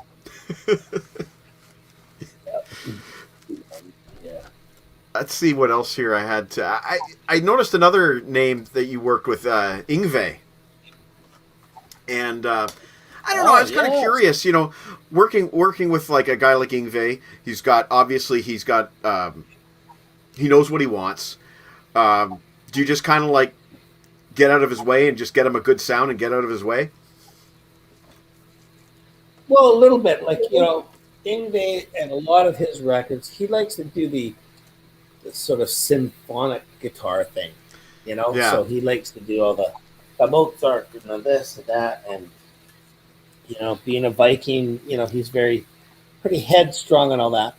But somehow, and maybe because I'm okay at doing the psychology thing, but somehow him and I just really connected and hung out a lot in this place down in Miami, and did a few overdubs and some records, and we always seem to always get along. I'm not, again, that style of music isn't really my forte, but I get it. I get what needs to happen. So yeah, we always got along great. We did on a side thing, like he was part of the G3 thing, which is usually Joe, right, Steve Vai, and a guest, or Joe and three different guests or whatever. And so I've done a few G3 things, and Yngwie was part of that. And I know the Yngwie part with the other guys sometimes rubbed a little bit because he's such a big personality, and but hey, that's Yngwie, and I love him to death. He's a great little Viking. I was just checking. Oh, there it is. Yeah, okay. You produced. I was just going to ask you. The G3 Live in Concert CD, Satriani, Johnson, and Vi. I see you produced that one. That's another favorite of my favorite album of mine from the '90s. And man, specifically the Eric Johnson side, there's some great tones. Yeah. Great tones on his 3 tracks there. Yeah, that's him, man. Like he's an amazing player, gets amazing sounds and all that. And then I remember after doing the live recording, each guy got to go in and any little bits they didn't want or wanted to fix or out of tune or whatever. So everybody got an opportunity to fix something. So I remember going over to Eric's place. He had a little studio in his place, and you go over there. Dude, he's a mad scientist. Like, he swears that guitar cables, the signal only goes in one direction. So we would spend half an hour switching all his chords out to find the right direction for the sound and like all the stuff. I'm like, yeah, dude, the sound's the same. No, it's different. Oh no, it's like it was just. But at the end of the day, it ends up sounding great. So like, okay, maybe there's something to that. I don't get it. I don't have that patience to go through it. Like, it's a guitar chord. Plug it in. Let's go. But he was a sweetheart about it. Like, okay, that sounds really good. Can we just try it this way? I'll be like, okay. I remember reading an interview with Eric Johnson in a guitar magazine in the early 90s, and he was saying he can tell the difference when he changes the batteries on his guitar pedal. He can tell the difference in the change of tone. Yep. And I think he even said he has a collection of vintage batteries, so low voltage batteries that actually have a certain sound, and plug that in, and always testing what volt is that. Oh, it's not a full 9 volt. Oh, that's 7.3. Okay, well, that'll be good for that sound. But he must hear it. Like, I know, the studio tech guys that, swap out, miles of, Ugami cable and all that stuff, and they swear they hear a difference. When you really sit there long enough and concentrate, maybe you can, but I don't have the patience. That's why I say I'm a hack. I just go big changes, big that. Do I like that? Do I like that? Oh, that's cool. Okay, done. Move on. Like, I'm not this little tweaker guy. I don't have the patience for it. I'm blown away though. You're confirming all of these great stories that I've read about Eric Johnson and all these guys. This is great. And again, I will say that G3 album, man, it did something for me. It really did. So, cheers to you. Did you guys have you ever seen them live? I've never seen them live, unfortunately. Oh, dude, that was the shit. Like, hopefully they do another thing and do another tour live, because you can just see Joe. He's got a big grin on his face the whole time. Sammy's doing this crazy stuff. Chad is always amazing, and Mikey, like, Mikey is just awesome. And his background vocals, you're like, oh my God, it's Van Halen all over again. Like, right, like that was the this shit. Is something. That is something that I've always tried to tell people, is that, if you miss the Van Halen vocal sound, Chickenfoot's where you gotta go, because there's Sammy and there's Mikey, and that is that harmony vocal that I love so much, and it's on those Chickenfoot albums. It's there. Yeah, exactly, yeah. Mike, I just have a question for you, Fraser. In regards when you're mixing like a record like G3, where you have like 3 established guitar players, and you're sitting there in the studio, are they all like looking over your shoulder saying, "Hey, make me as loud as that guy," or did it? Like, how does that whole dynamic work? Because let's face it, you're going to be working with a bit of ego. Or do the guys leave their egos checked at the door? I don't know. I'm just kind of curious. Generally they leave their egos at the door. Like, when I'm mixing it, I guess that's why I get, sort of the production credit. Like, I don't tell them what to play, and we're doing it this, and you're going to play this song tonight. Like, we just record the show. Then each guy gets, like I say, a chance to, fix any bits they are. So I have a discussion with them, like, okay, we're not re-recording this. We don't have the budget for that. So, go in. If there's any glaring mistakes, let's grab those. But we've got to grab it in a way that it fits into the show. We want it to be a live show, not a fix-up show. I know one of the G3 things, Joe and I decided he didn't want to do any fixes because this is what I played that night. But then I know there's another one where he goes, okay, I want to fix a few of those things. So, we have a discussion with the band. Uh-oh. We have... Mike is frozen. Frozen in time. He might have to rejoin the stream. Mike, if you can hear me. Mike, if you can hear me, you might have to rejoin the stream.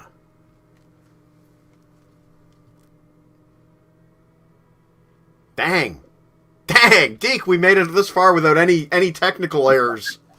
It was too good to be true. It was too good to be true. It was too good to be true. He's frozen. Dang. Oh, shoot. Mike.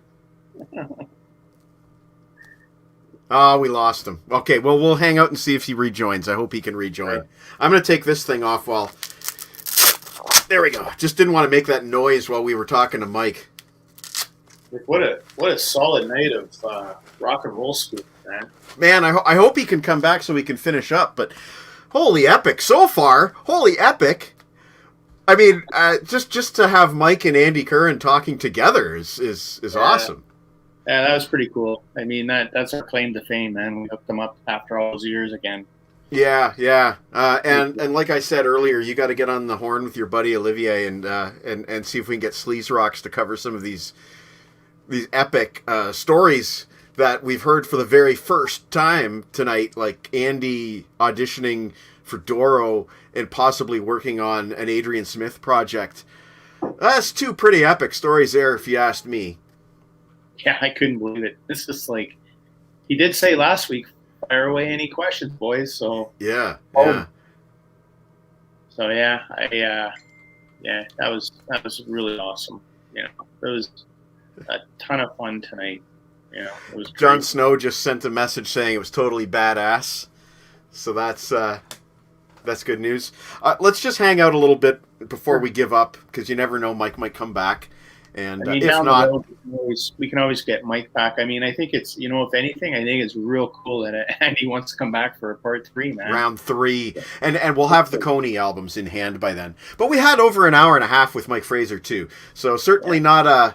Certainly a successful evening by any measure. And actually, for the record, I believe this is the longest show I've ever done. I've been live now for 3.5 hours. So, record-breaking evening tonight. Yeah, exactly. But Deke, I don't know about you. When I do a show like this that's got me all fired up, I know I'm not going to sleep tonight. I know I'm going to feel like crap tomorrow. It's pretty cool. I mean, it's just cool. Thanks, pal. It was just cool to have Andy tell those stories, because those are stuff I never even heard. It was kind of fun to dig deep into his records with him as well, and it was fun to geek out with him. So I know we had a number of exclusives tonight. It wasn't just the Doro and the Adrian, but now my mind is kind of turning into mush at this point after 3.5 hours. Yeah. But folks, this video will be up on YouTube, and I will be posting it on my blog tomorrow. Deke, I'm sure you will be too, because a night like tonight. Yeah. What I did with Snowman the other day. I'm too lazy to write all this up, man. You guys do so good. I'm just gonna start stealing your stuff. I'll put down some key time points for people to check out if they want to check out the Andy stuff, where it starts, if they want to check out the Mike stuff, where that starts.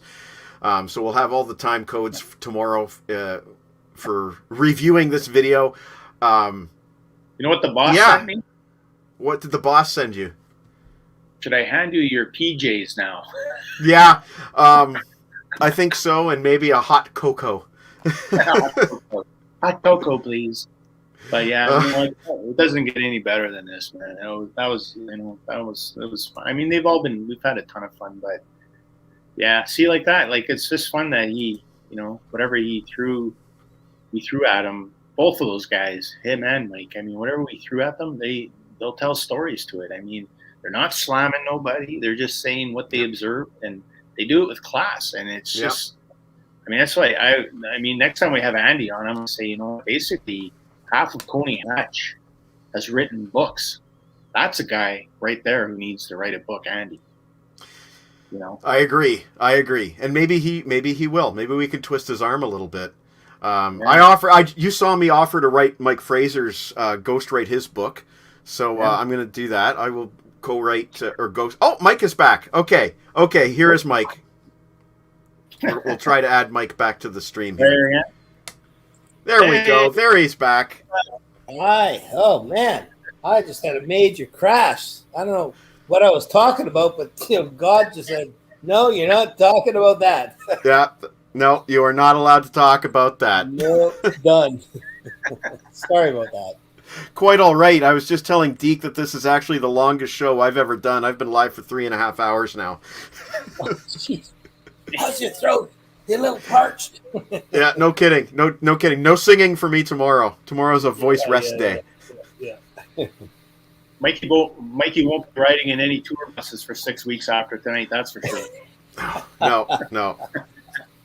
That's one of the best stories ever, Mike. Thanks for sharing that with us. Go for one night, see you 6 weeks later. Especially with like one night change of clothes was just like, oh my God, what? We're not stopping anywhere for 3 days. I got to get some new underwear. It sucks. So it's like the kind of story that you expect to see in a rock and roll movie, Yeah. But yeah, like I'll be happy to ghostwrite your book for you or your screenplay or whatever you you decide to do. I'll be happy to help you out there. Sure. Mikey'll do the book and I'll do the soundtrack. Okay. All right. There you go. Down. Maybe that's where's meat tonight. Meat again. No. Meat is Eric Litwiller. That is meat. That is meat. Okay. That is the Meat Man. Yeah. Oh, nice. Yeah, and David. Hey, David. Yeah. No. Yes, I work with Too Loud, but another guy did all the great records. Ah. You know David, I'm assuming? Yep. Dave Slagter. He trained me and Bob Rock. He was one of the guys that was like the guy at Little Mountain. So, wow. Dave is. Man, we got some heavy hitters watching tonight. Yeah, he did all the Chilliwack stuff and the headpin stuff, and I'll go on and on and on. So yeah, he was the instrumental guy at all our training. He was the ears behind us. He schooled you. He schooled us. Yeah, he did. Wow, that's cool. It's cool to have all this happening tonight. A little bit of a reunion here. And of course, it was cool having you with Andy earlier. I was just sitting back and watching you guys interview each other, and I was thinking, of me and Deke had an easy night tonight. You guys could just interview each other. We were going to leave the room. Yeah. Why not? Sure. Mike. Before we wrap up, how are things going for you out there right now? Are you working, or are you? To be honest, it's been very thin. There's no money being passed around in this industry right now. So, for me personally, one of the tough things is because I don't mix at home. I don't mix in a box. So if a band wants me to do some work for them, we got to go to a studio, and then the studios have their costs. And, right now their cost, they've kind of reduced their rate, but it's on top of everything else. So if somebody's got, let's say 12 songs to mix, and they've got $5,000. Well, the studio is, between $800 and $1,000 a day. It takes us a day to mix a song. So right away, the math isn't working out, and I don't get any of it. So, there's been a few things come my way. It's like, how do we make this work out? And we just haven't been able to, because, they can't get out there playing live. They can't generate money. So it doesn't make financial sense to let's invest all this money into something that we don't know yet when that can get realized. And, unfortunately nowadays, it's all about streaming. Well, streaming is ripping all the artists off. Yeah. I'm sorry. When you pay the artist 0.005%, you got to have 1 million streams before you make probably even a penny. It's criminal what the labels and these streaming companies are doing to artists. It's just criminal. So something's got to change, and I'd love to start changing it, but that's another discussion and a big mess. Change, And the viewers fans behind them. The bands want to do it for the fans, but there's this whole middle ground that are ripping people off. So absolutely. And if viewers want to research this, go right ahead. There's plenty of information out on the net about how little a band can make off of a Spotify or a YouTube stream. Deke and I, we're music nuts, and when we can, we'd like to buy the merch right off of the band's website. So, we'd like to support bands, especially during this crappy time that we're in. And you know what, you guys? That's the best way right now to support a band is go in and buy a T-shirt, get a CD, whatever they've got to offer. Throw them some love, throw them some money. That's how they're going to make it through it. And when it all finally opens up, hopefully there's some bands still together that can go and play live and kick ass, because I know a lot of bands that are viable, great bands, and after a year, it's like they got to go get day jobs. They're not even rehearsing anymore. They got to feed their families too, and it's like this is a tough time. There's going to be, when this is over, there's going to be a bit of a ramp up. It's not going to be and here's the bands again. It's like nobody's been playing. Exactly. But let's, like you said, wear your mask. Let's freaking get this all back going again. Please, and thank you. Like you said, it'll be a ramp up, because guys like Deke and I, we want to support the bands, but when things start opening up, there's only so much dollars that we have to spend, right? So we got to pick and choose, and we're going to do our best. But it's not going to be an easy way out of this. It's going to be a long way out, and we just keep supporting bands as much as you can. Buy a T-shirt. Heck, buy a mask. There's a lot of bands selling masks. Yeah, exactly. Yeah. And I mean, even with like Andy's band, Coney Hatch, I mean, they recorded a double live album at the Album Combo. The Elmo. We ordered it on pre-order, so there's us helping. Exactly. They're doing it themselves, so that's how you help these artists, is you help them direct. Exactly. So because a lot of the fans and you fans and everybody out there, how you support band, you go see them live. Well, that's not there right now, but so you got to kind of do the little bit extra. And I know we're all hurt and everything's kind of clamping down, but you've got an extra $10 or $5. Go help some of these guys, because it's really going to make a difference. And when it can come back, it'll be back again. Yeah, and I can't wait for that to happen. Cannot wait for that to happen. Yeah, man. Well, I'm going to definitely hit up the Wild and get their album. That's for sure. Sweet. Right now, Me too. All right. Well, when this is all over, I want to come out to Thunder Bay or wherever you guys are, or Waterloo or whatever, and let's do an actual live show. Let's do it. Yes, you're on, man. Killer. And you know what, Mike? Do you like Scotch? Me? Yeah. Is my last name Fraser?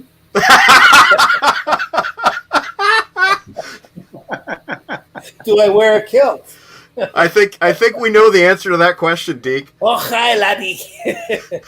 Well, my best buddy T-Bone, who does all the LeBrain train music and the ads and stuff, he has his own Scotch room. So That's true. He does. Make it here. We'll go to his Scotch room. Yeah. Trouble. There we go. Is that your theme song, the LeBrain? LeBrain train. Yeah, that's T-Bone Erickson. Yeah, Yeah. T-Bone. I call him Bond. I call him Bond Scotch. Awesome. Mike, Yeah. I thank you again for doing this tonight. Yeah, man. It's been a crappy week here in Ontario, so thanks for shining some light in our dreary days here, and hopefully there's better days ahead. Oh, it's been a great week here on the West Coast. It's like 22 today. Lovely. The sun is still shining. It's 7:30 here, but like it feels like summer today. There's a bit of a lift of all that. Here we are again. Groundhog Day. It's like, oh, trouble is it brings all the anti-maskers out. And, oh, what are you wearing your mask for? It's a beautiful day. So we'll see what our numbers do. But anyways, Mikey, Just pull up T-Bone's comment. Let Fraser see it. okay, phrase. Apparently, there's 50 or 60 bottles of scotch waiting for you in Thunder Bay, Ontario. If that doesn't take you to Thunder Bay, then I don't know what will. We'll call it Hangover Bay. And the meat man himself is thanking you for some awesome stories. Fun night, fun dude. Many thanks from Uncle Meat. Sweet. Dudes, thanks again for having me on here. It's always such a pleasure. We could go on for hours and hours and hours, but I know Mike's about to lose his voice here after 3 hours and 42 minutes. Yeah. My wife hasn't seen me. Record. My wife has not seen me in 4 hours. She's going to start putting on a search party. Right. Seriously, Mike, you're always welcome back here, my friend. You're like Awesome. VIP with us, man. So you know what? Whenever you ever want to come on anytime, you shoot me or Mike a message, and Yeah, it's all awesome. good. Maybe I'll sneak in and just jump in on one of your other podcasts for like 2 seconds. Hey, I would. If you ever want to drop in on a podcast, you just send me a quick note. I'll send you the link, and you just drop right in. All right on. And hey, that was really special to at least have a quick hi to Andy too. We haven't. Andy and I probably haven't spoke for the last year, just COVID thing or whatever. So it's really cool to see him, and that was a great piece on him. Really enjoyed that. Well, we hope it broke the internet. Yeah. Deke is going to call up TMZ and make sure that they saw the Andy Curran, Mike Fraser reunion. So hopefully we'll see that all over the Rock News tomorrow. Right on. And hey, thanks to all your friends and fans, Barry DeMars, Brian, T-Bone, freaking Eric. The Meat Man! Yeah. They're freaking cool. John, You know what? Jon Snow, yes, Jon Snow. So what he's talking about here is we do when we're not interviewing people like yourself, we do list shows. Yeah. And Jon Snow has a suggestion here that we do a list show of the top Fraser albums, and I say we do that. So I'm gonna talk to some guys. We're gonna make a list show of the top Fraser albums. Yeah. I'll send you the link when we're done. Like, what are their top albums that I've done? Exactly. You know what we do? You know what we do, Mike? When we do that list, we have Mike back on with us. Yeah, to critique our lists. Or cringe, like, what, you guys like that? I think what we'll do is we'll do the list show, and then Mike, you can hold up a scorecard for each of our lists, and it's a 10, it's a 0. Or I'll hold up a Scotch can, but There we go. Beer can, but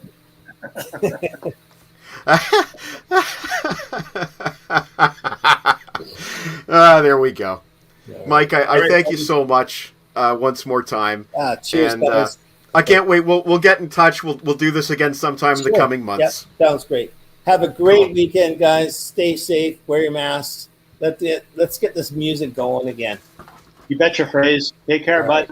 Yeah. Wear your mask and remember, 6 feet back must you be. Oh. It's my new Yoda mask that I just got. 6 feet back must you be. I thought that was a jock strap, but same rule applies. 6 feet back must you be. all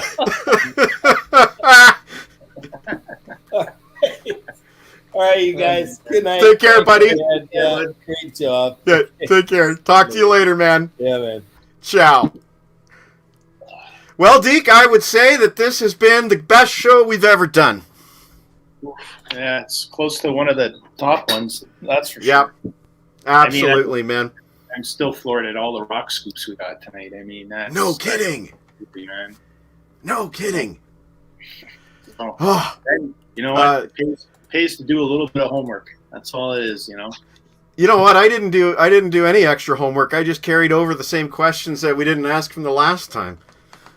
Yeah. So, well, it's cool. I guess the homework, Deke, is the last 40 years of our lives that we've been listening to that guy's albums. Yeah. That's And the homework. same for me with Andy and Coney Hatch. Yeah. That's 40 years as well. I mean, I got to ask him basically everything, and then we just ran out of time. So I was real happy when he said, "Hey, I'll come back and talk about the rest of it." And it's like, what? Well, you know, next time I'll do a little bit more research, and I'd like to talk to him a little bit more about lyrics, because he is a craftsman as far as I'm concerned. He talked about, having to fill Pi Dubois' shoes lyrically, and I'd like to talk about some specific lyrics next time we talk to Andy. So, I mean, high fives all around. This has been an amazing night, and we freaking needed that in Ontario tonight. We needed this. Yeah, it was good. It was a ton of fun. I mean, yeah, it was good. It was good. I was glad you were able to carry the Fraser interview at one point. I was kind of just sitting there. Are you getting tired? It's that mid-show. The mid-show. No? That was good. I mean, you basically let me really roll with Andy quite a bit, so I thought the least I could do is like roll with Fraser a little bit more and get some scoops out of him, which he did. I mean, guys just loaded with stories. They're all loaded with stories. Those guys are.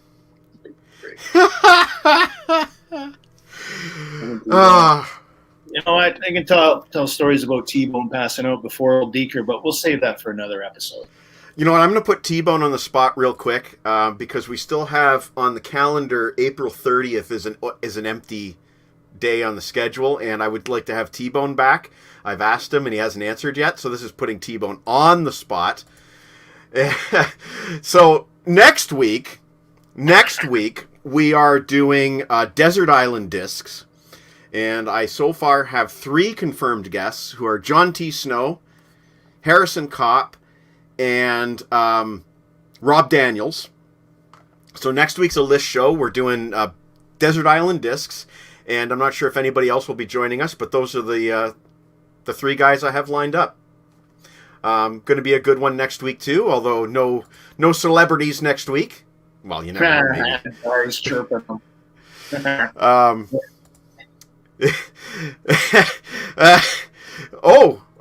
Eric still wants to do the 5150 show with Deke. You know what? I want to get T-Bone. I want to get Eric. I want to do a reunion. But I'm too tired to schedule tonight. All I will say... Another day. So April 30th is still open. We'll talk about it another time because we're all burned out. Next week, Desert Island Discs with John T. Snow, Harrison Kopp, myself, and Rob Daniels. The following week, I think we're already at Paul Lane after the 30th. Next week, the 30th, and then we're at Paul Lane, May 7th. Yeah. Then rest of May is a little bit open until we get to May 28th with Dave Lismy of the 4 fucking Horsemen. And then we got June with Robert Lawson and the Cheap Trick book. So the schedule's looking great. We've got some feelers out for some other folks that we haven't nailed down exact dates with. And I mean, Andy will be coming back at some point too. Our friend Andy will be coming back. Our friend Mike will be coming back. Damn, we got so much stuff happening. And Mike has asked you to talk to Dylan Villain and get him on the show. So I think if you say to Dylan Villain, Mike Fraser sent me, I think we can pretty much count on Dylan Villain coming on the show. So you get on Dylan Villain. I will. Oh, and it looks like Eric Litwiller is going to be in for the Desert Island Disc show too. So that's great. If we have Eric Litwiller in, then maybe Mike Fraser will even be watching. Never know. You should tell. You should send. and Harrison points out, yeah, we do have another show in May that the date got bumped by the Dave Lismy show. But Harrison and I are going to be celebrating our 1-year anniversary together of the first show that Harrison and I did, which is Judas Priest. We're going to do the exact same list the same idea. We're going to do Judas Priest albums, but 1 year later, how we feel differently a year later. I'm not sure the exact date that Harrison and I will be doing that because everything keeps getting bumped, but we are doing that as well. And Dylan Villain is wild as fuck, and that's why they call it The Wild. Let's hope. And you notice, if Harris, you notice how you threw him out on the spot and he just disappeared. Yeah. And Harrison Kopp is inviting Jon Snow to join us for that Priest show. So, my mind is overwhelmed right now. I've been on for almost 4 hours. There's too much going on for me to keep track in my... Oh, look at that! We're booked, Deke! We're booked! See, I chirped him. I knew he'd come back. Plus, Dar chirped him. Okay, hang on, before we go, we are opening up the calendar to April 30th. April 30th, there it is. We are doing 5150 with T-Bone. 5150 T-Bone. Okay, it's in the calendar. So that means I'll be requiring the presence of Uncle Meat. And, of course, Deke, if you want to take the week off, you're certainly welcome to, but we'd like to have you. I'll get back on it. Okay. One way it would be weird to have T-Bone without you, but I think we can handle it. We can totally handle it. So looks like 5150 on April 30th. I know the Meat Man will be in on that one. And, yeah, you do have to do your own intro. And I guess we'll find out, Dar. I guess we'll find out. All right, buddy. 4 hours is enough for me. No you shit. take care. You take care, buddy. All right. I will run a music video because a few people have mentioned this song earlier. This is a tribute to Deke Williamson, the guy who gets us the guests. This is a song by T-Bone Erickson. It's not true, man. Snowman needs his own tune now. Snowman also needs his own tune, but we're getting T-Bone. You got lots of work ahead of you. So everybody, you have a great night. This is a little ditty that we call Balls of Steel. Good night, everybody. All right. Well, his blood runs cold, and he doesn't feel many legends told of his balls of steel. You better listen up.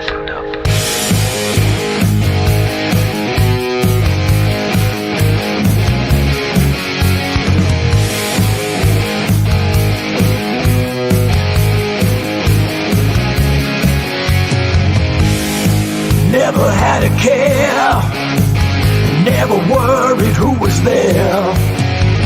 He just looked you in the eye, and like a tiger hunting prey, now he decides,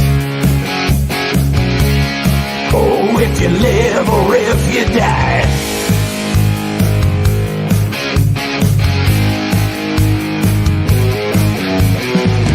You try to run, but there's no place to hide. Well, his blood runs cold, and it doesn't feel many legends told of his balls of steel. Bigger than a freaking Ferris wheel. Now you've been warned, he's got balls of steel.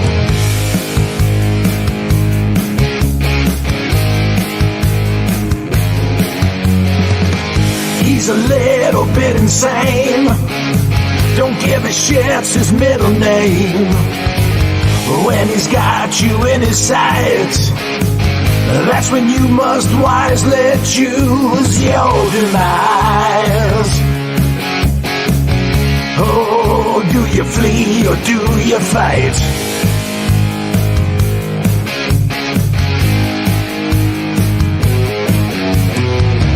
But but you won't have much time before he strikes.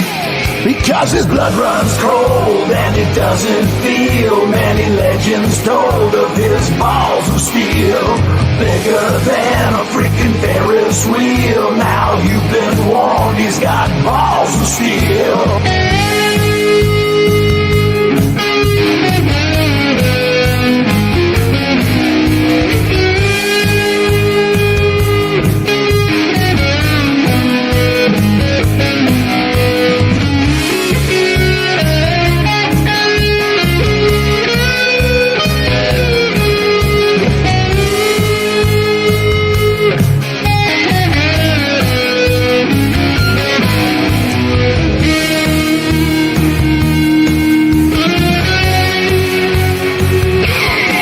Because his blood runs cold and it doesn't feel. Many legends told of his balls of steel, bigger than a freaking Ferris wheel. Now you've been warned, he's got balls of steel. He's coming to collect, so you better kneel. Show your respect for his balls of steel. They play a tune like a glockenspiel. Nothing he can't do with his balls of steel. His blood runs cold and it doesn't feel. Many legends told of his balls of steel, bigger than a freaking Ferris wheel. Now you've been warned, he's got balls of steel.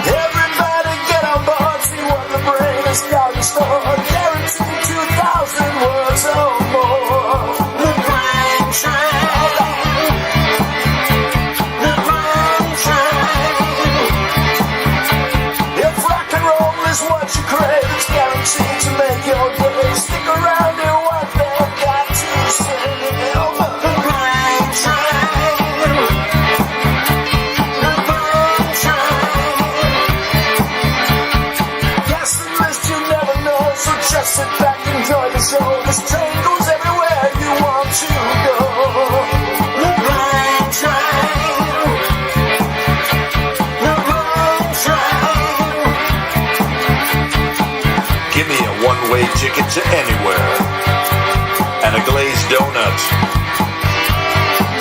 To go.